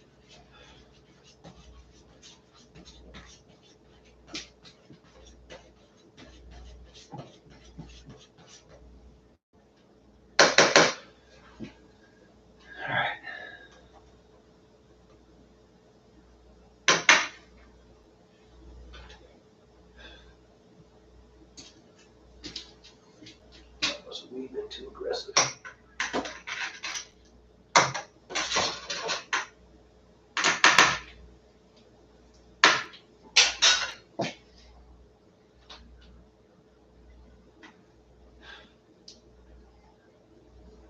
You like female harmonies? Like when two women are singing and they're harmonizing? Are you asking me or asking her? Anyone? Yeah. I guess. I mean, I that think- sounds good. I mean, No, well, yeah, I know it sounds good and all, but like if there's two guys singing a song, they're harmonizing. Two women singing a song. I love that sound. That is such a fantastic sound. oh yeah, like some of the I almost said the Chixie Dicks, because that was a band that I heard. It was a parody band. Oh, there was a band called the Chixie Dicks, huh? It was a parody band. You were probably talking about the Dixie Chicks. I was talking about the Dixie Chicks, the actual Dixie Chicks. Some of their songs, even though I'm not a country person, some of their vocal harmonies I've heard sounded very good. You know, It's a beautiful sound. I mean, it really is. It's kind of like melodic metal. That guitar tone that they use in melodic metal. You know, I always call it melodic metal. I don't know. You're the metalhead. You know all those genres. The 9,000 different subgenres of metal. Could you possibly be referring to progressive metal?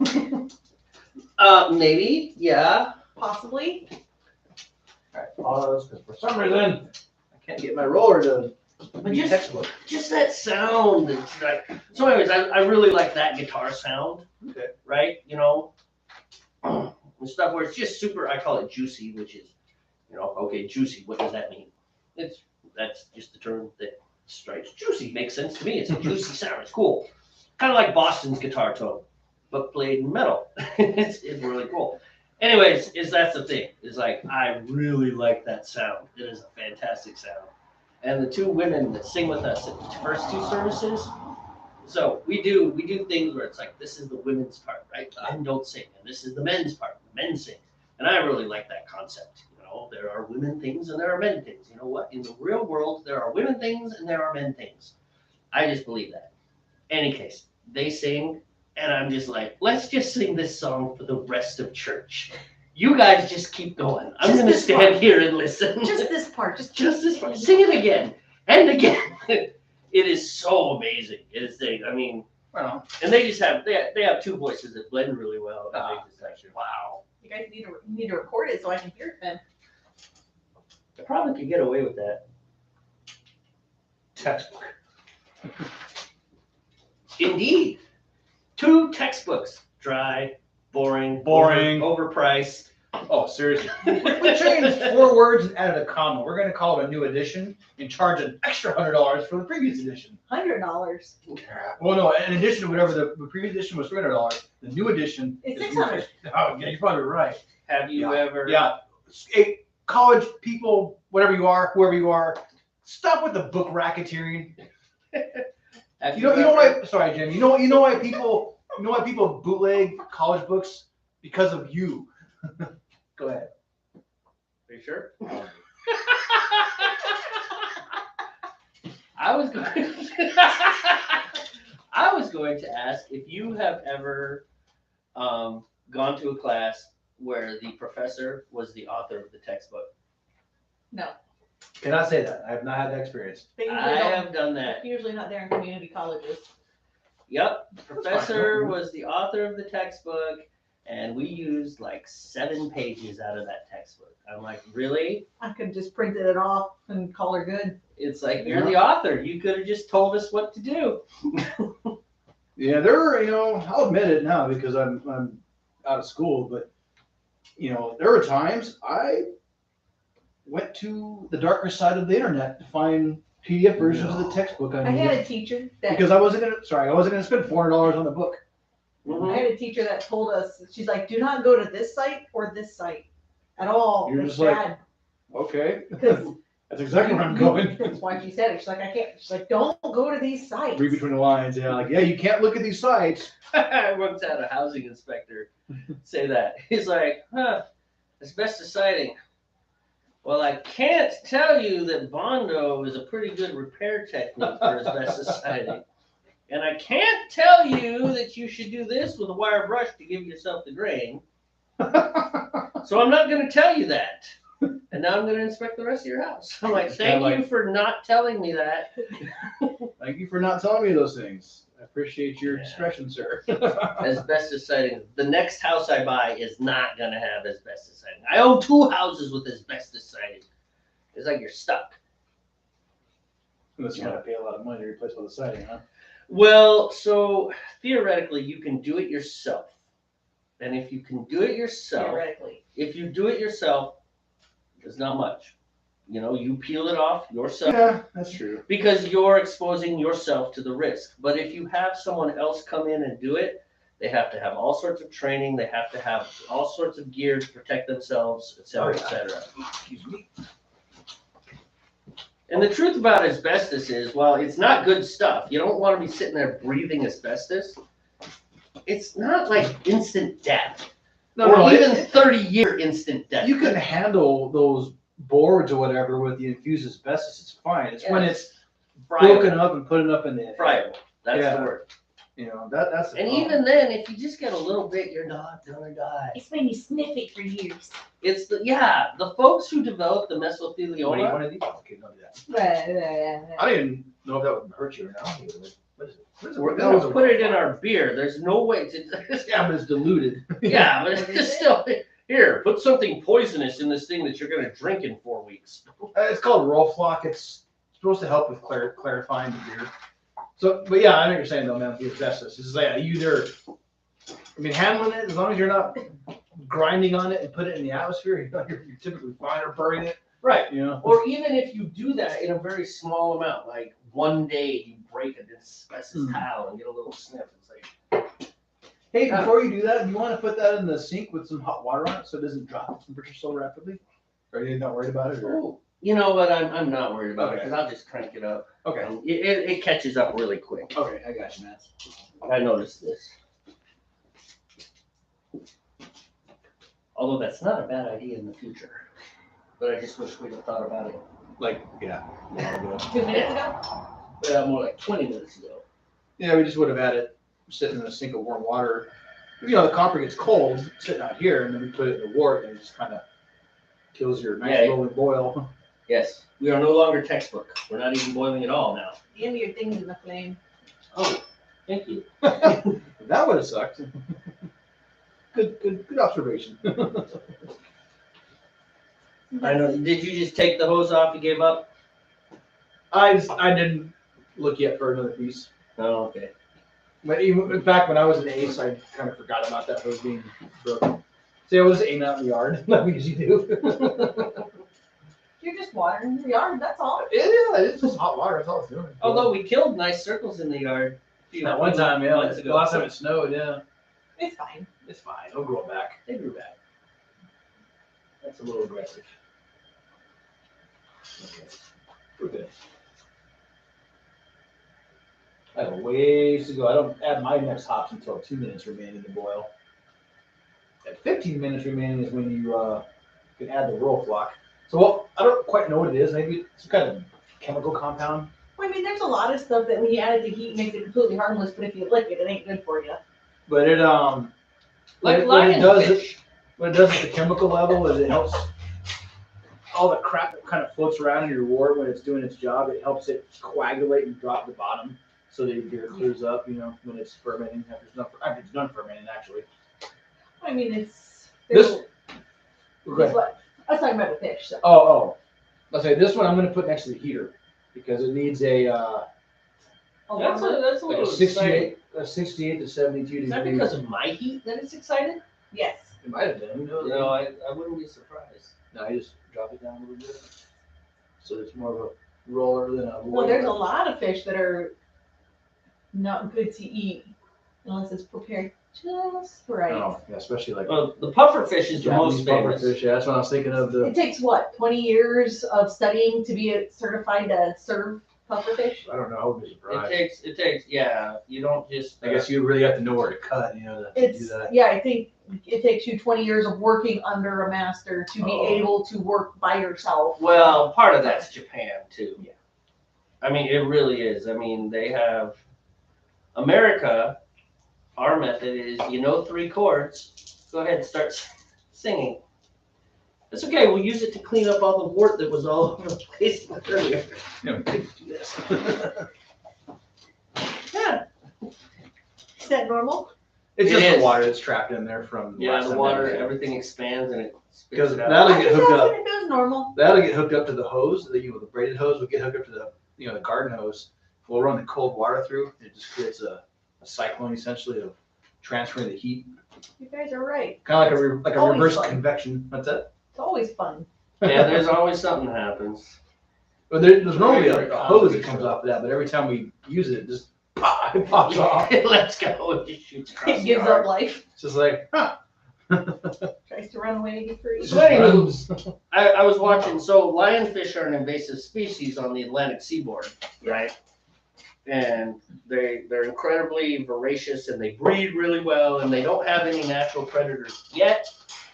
And so, Minus humans and we're not even. exactly, minus humans. And so like down in the Bahamas and the Caribbean, they're like, it's like open season. It's like, please go hunt Please, lionfish. We don't even care if it's little. Yeah. Get them all. Kill them all. You see one, stab it, and we'll cook it up for you.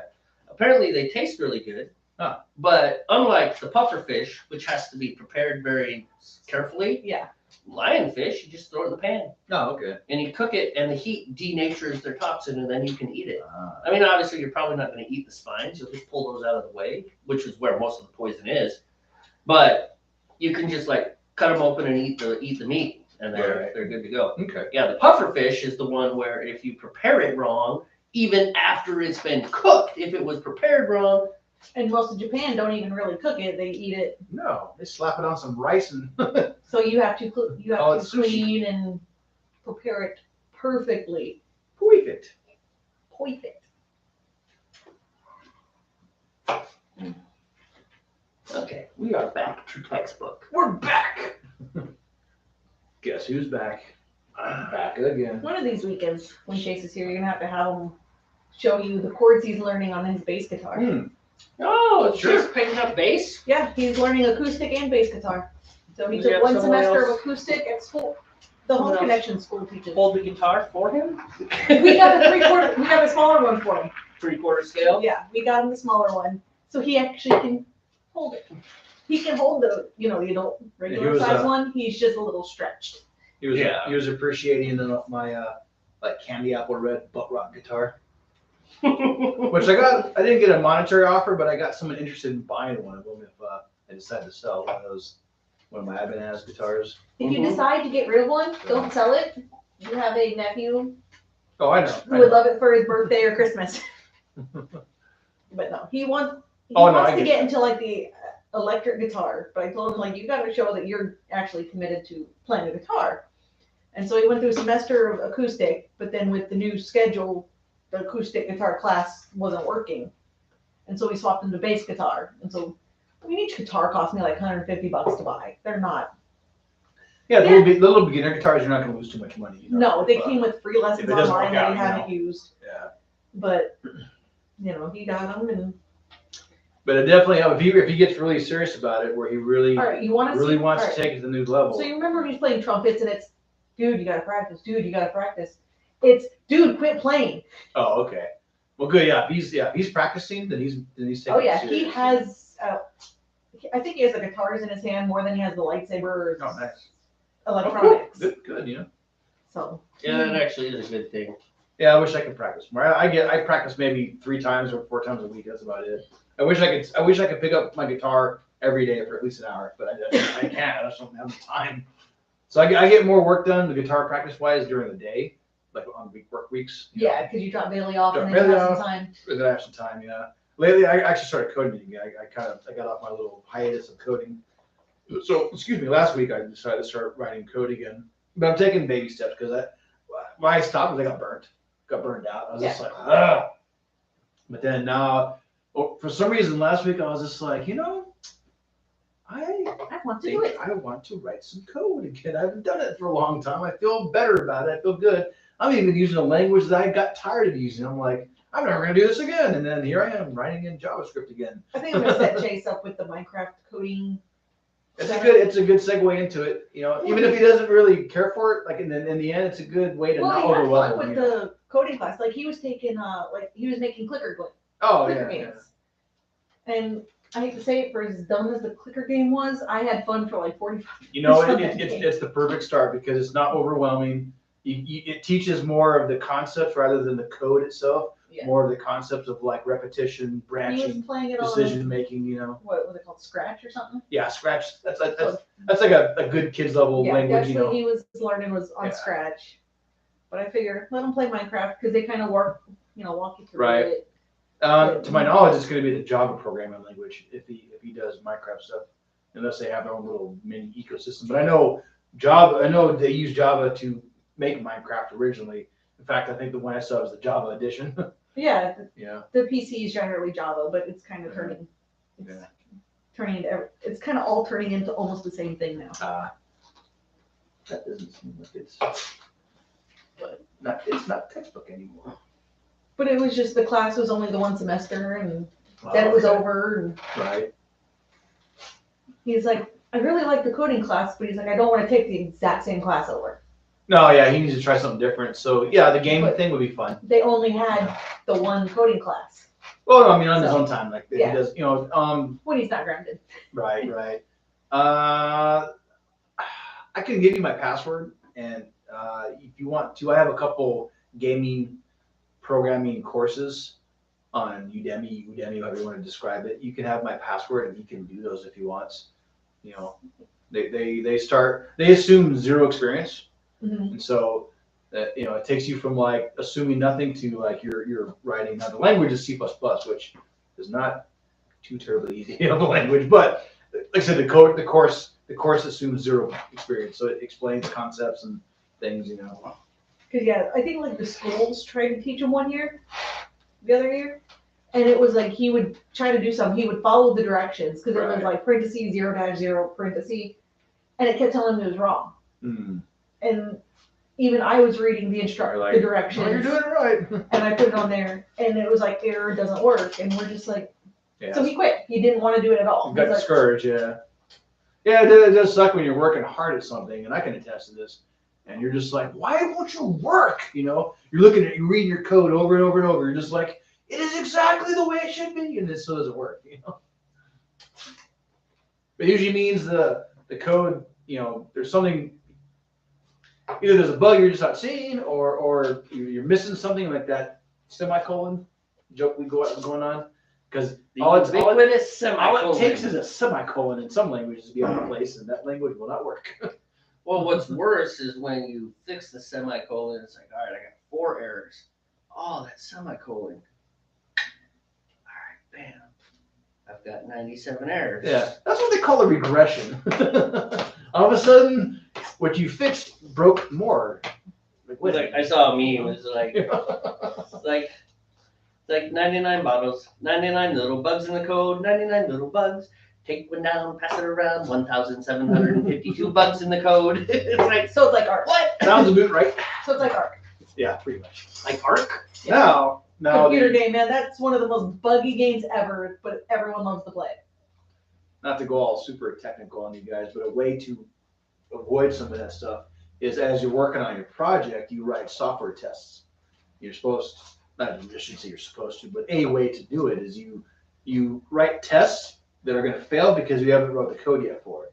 And then what you do is called test-driven development. You write these software tests that when you run the test suite, it's all fail because you haven't written code. And then you fix each fail by writing the appropriate code. And it's supposed to, in the end, it's supposed to be maybe not 100% bug-free, but better at being bug-free and better to find regression problems, So What happens when you miss a semicolon in your software test? I know, and that is actually a valid question, a valid point, because there's kind of two schools of thought, man. There's the people that are just like test, and then there's the folks that are like, well, if you write your code right, you don't really have to test that hard. And it's a slippery slope, man. No matter which way you go, there's always pros and cons of each side of the house. But yeah, you're right. If you write your test wrong, and it always passes or always fails, and you're not catching in the test code, then what do? Right? Test the test. You know what I mean? Yeah, you can get excessive on it. Right, and that's where you just got to be smart about it and go, okay, Slow and methodical. keep it simple. Keep your tests. I'm Test assuming one thing at a time. I'm assuming the tests are small though. Yeah. I mean, like Oh, you're making amount like of code that you write. The test is a yeah. small amount. One of test code. is you're testing like let's say you write a function that adds a couple numbers, and so you're just testing that it returns the right value, and that's a very simple test to do. You know what I mean?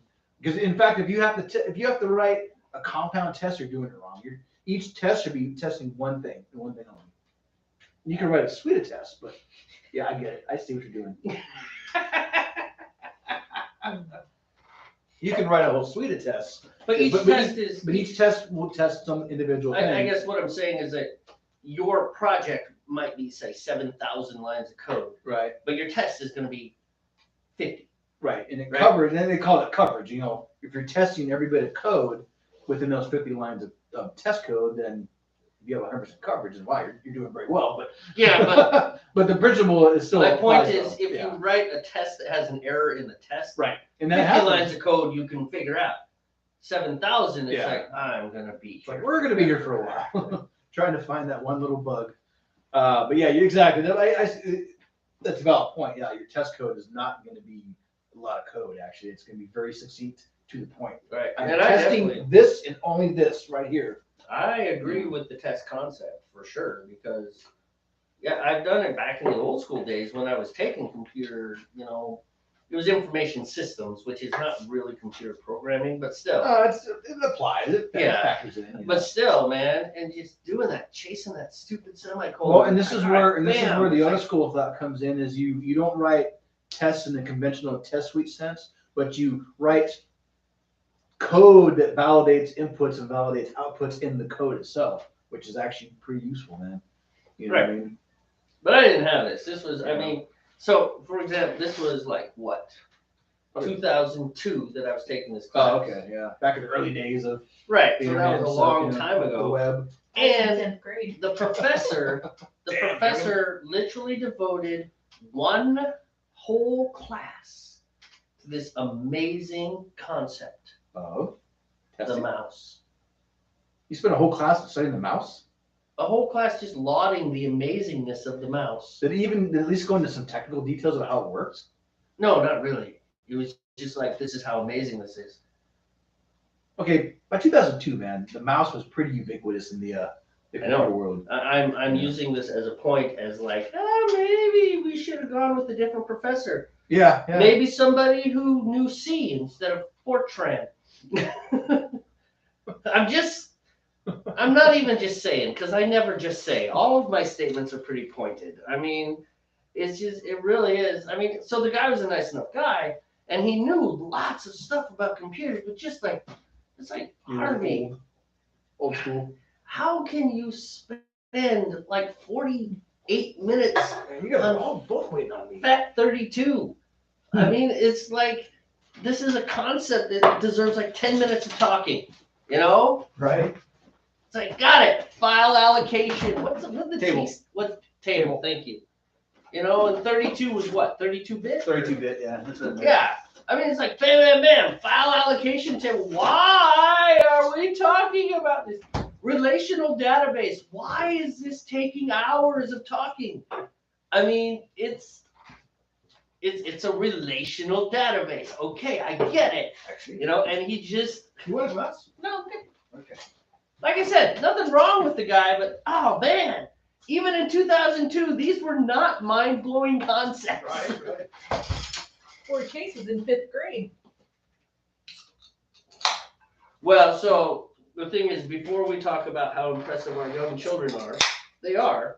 Well, no, it's when he was in 5th grade when they were trying to do this coding program. That Oh. day one, they gave him something that no one could figure out and no one could help him.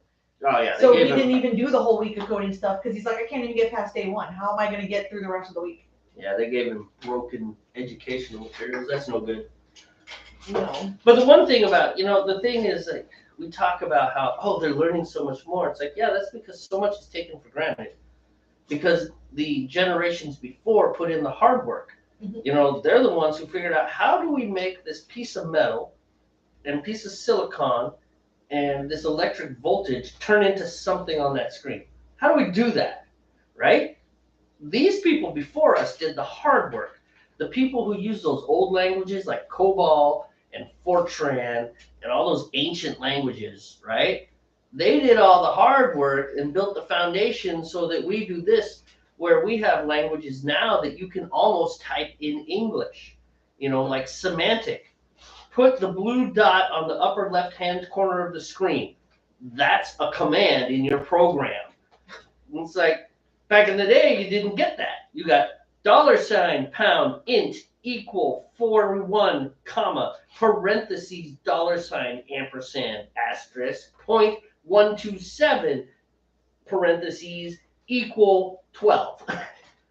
Some crazy Go to stuff. if then for. And you're just like, but the people who did it before us, they did all the hard work, and now we've got languages that are built on their languages that make it so that And our job anybody- is to take that, run with it, and Right. make it better for the next. Well, it's like cars, it's just like, it's like cars even, right? The tuners of today, they're doing this, that, the other. It's like, yeah, but that's because somebody already figured out the internal combustion engine for you. Somebody already figured out timing for you. Somebody figured out dwell. Somebody figured out how long the valves need to stay open, when they need to close. You know, somebody figured out how many, you know, microseconds before your piston goes all up, do you need the coil to fire to send the electric spark? Because the truth is, electricity still takes time to travel, right? And so if you have it just happen right at the instant, then your spark plug is going to go off too late. Your piston is already going to be all the way up and coming back down. So you got to have that degrees off center where you're like 10 degrees, you know, 10 degrees prior or 8 degrees post, you know. Somebody else did the hard work so that the tuner guys can just take an intake system and slap it on there and say, yeah, it gives me an extra 50 horsepower. Got a fart muffler the size of a cannon. Sounds great. Fart muffler? 18,000 RPM at 42 miles an hour in 8th gear.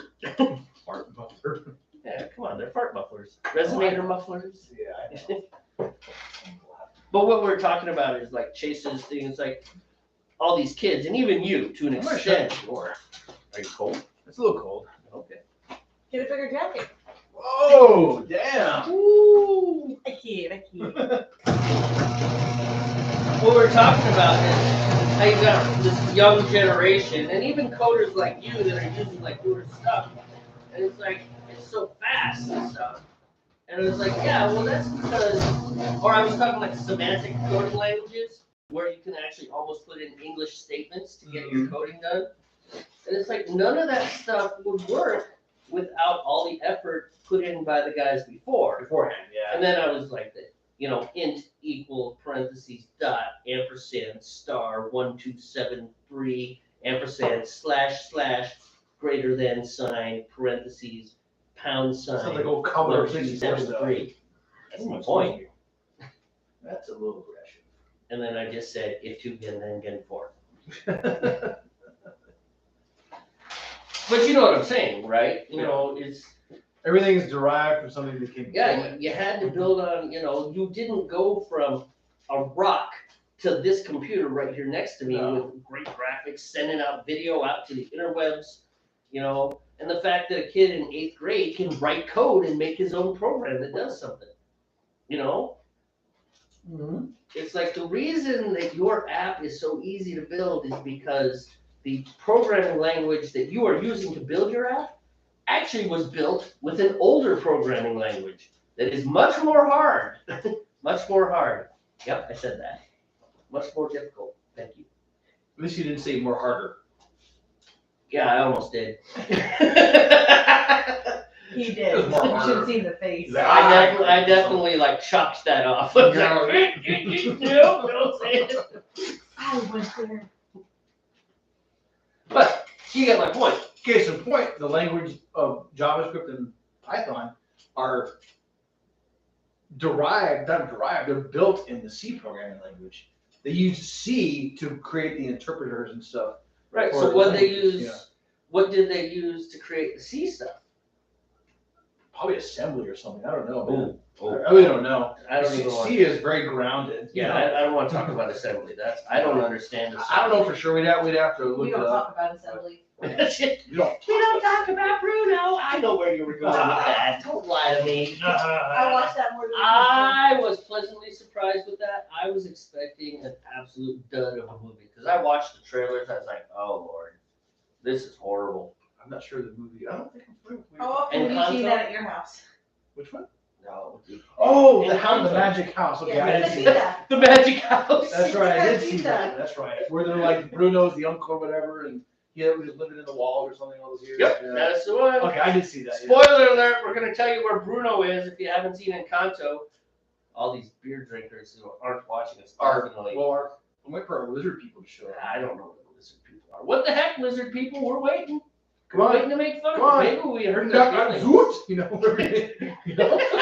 Knock on Zoot. you know, whatever their stupid names are, and the weird, just random text they'd like to put up there for us, you know. So Jaime has already learned how to play the theme song to Encanto because he likes it, you know. which is impressive. I don't like the lyrics. I think they're overly crowded and rushed. Chase likes the songs. He's like, movie, it's nice. Tired Well- of watching it. But he loves singing the songs. It's like the songs aren't too bad, but it's like it's like you're trying to cram too many words in there. I'm speaking as a lyricist. Yeah, I was gonna now. say It's that just first like- song, it's like- the Family Madrigal song, yeah, where at the very end where she's Family just like, Madrigal. the very ending where she's just speaking really fast.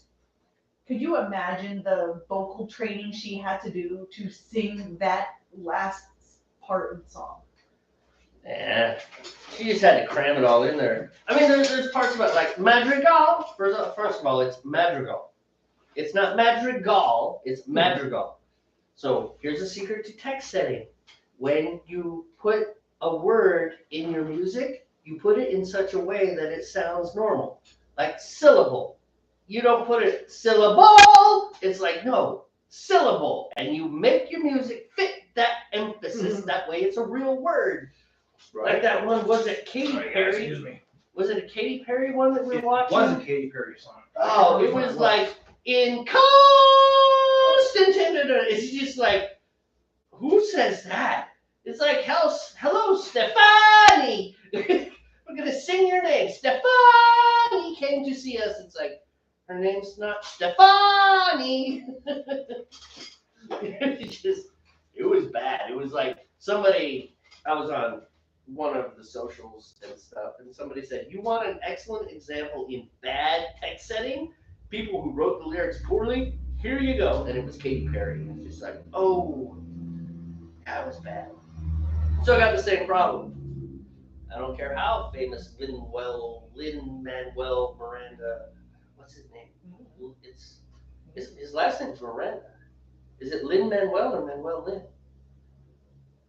I don't know. He's a good musician. There's nothing wrong with the guy, but it's just that particular song, Madrigal. It's like, no, it's just too crammed. All the words are too crammed in there. I didn't like that. But Jaime loves it, and now he plays it and sings it. So even if I don't, How much time do you have left? Because you still need to get your carboy ready, man. Wait, what? so I've got 11 minutes and 45 seconds. Okay. You should probably get your carboy ready I just gotta dump it out. and rinse it. Aren't you gonna do that for me?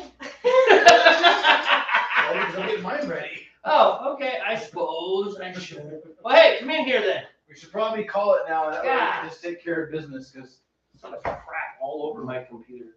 It's no wonder my computer. Actually, this computer is amazing. now we gotta actually get to work, man. Yeah, I know. Because I gotta rinse all the other crap that's been in the solution. So Yep, you gotta rinse that. I gotta dump my carboy out in just a couple minutes. I gotta add the last of my hops, rock and roll, etc., etc. All right, hey, thanks all of you who didn't watch and who might watch in the future. Who knows? This is just posterity. We don't care. Anyways, this has been another exciting episode with mishaps and all the craziness that goes along. We are the best brewers this side of the Columbia River. All right. So we're gonna call it. So hey, relax. don't worry. Have a homebrew. Why we don't drink homebrew.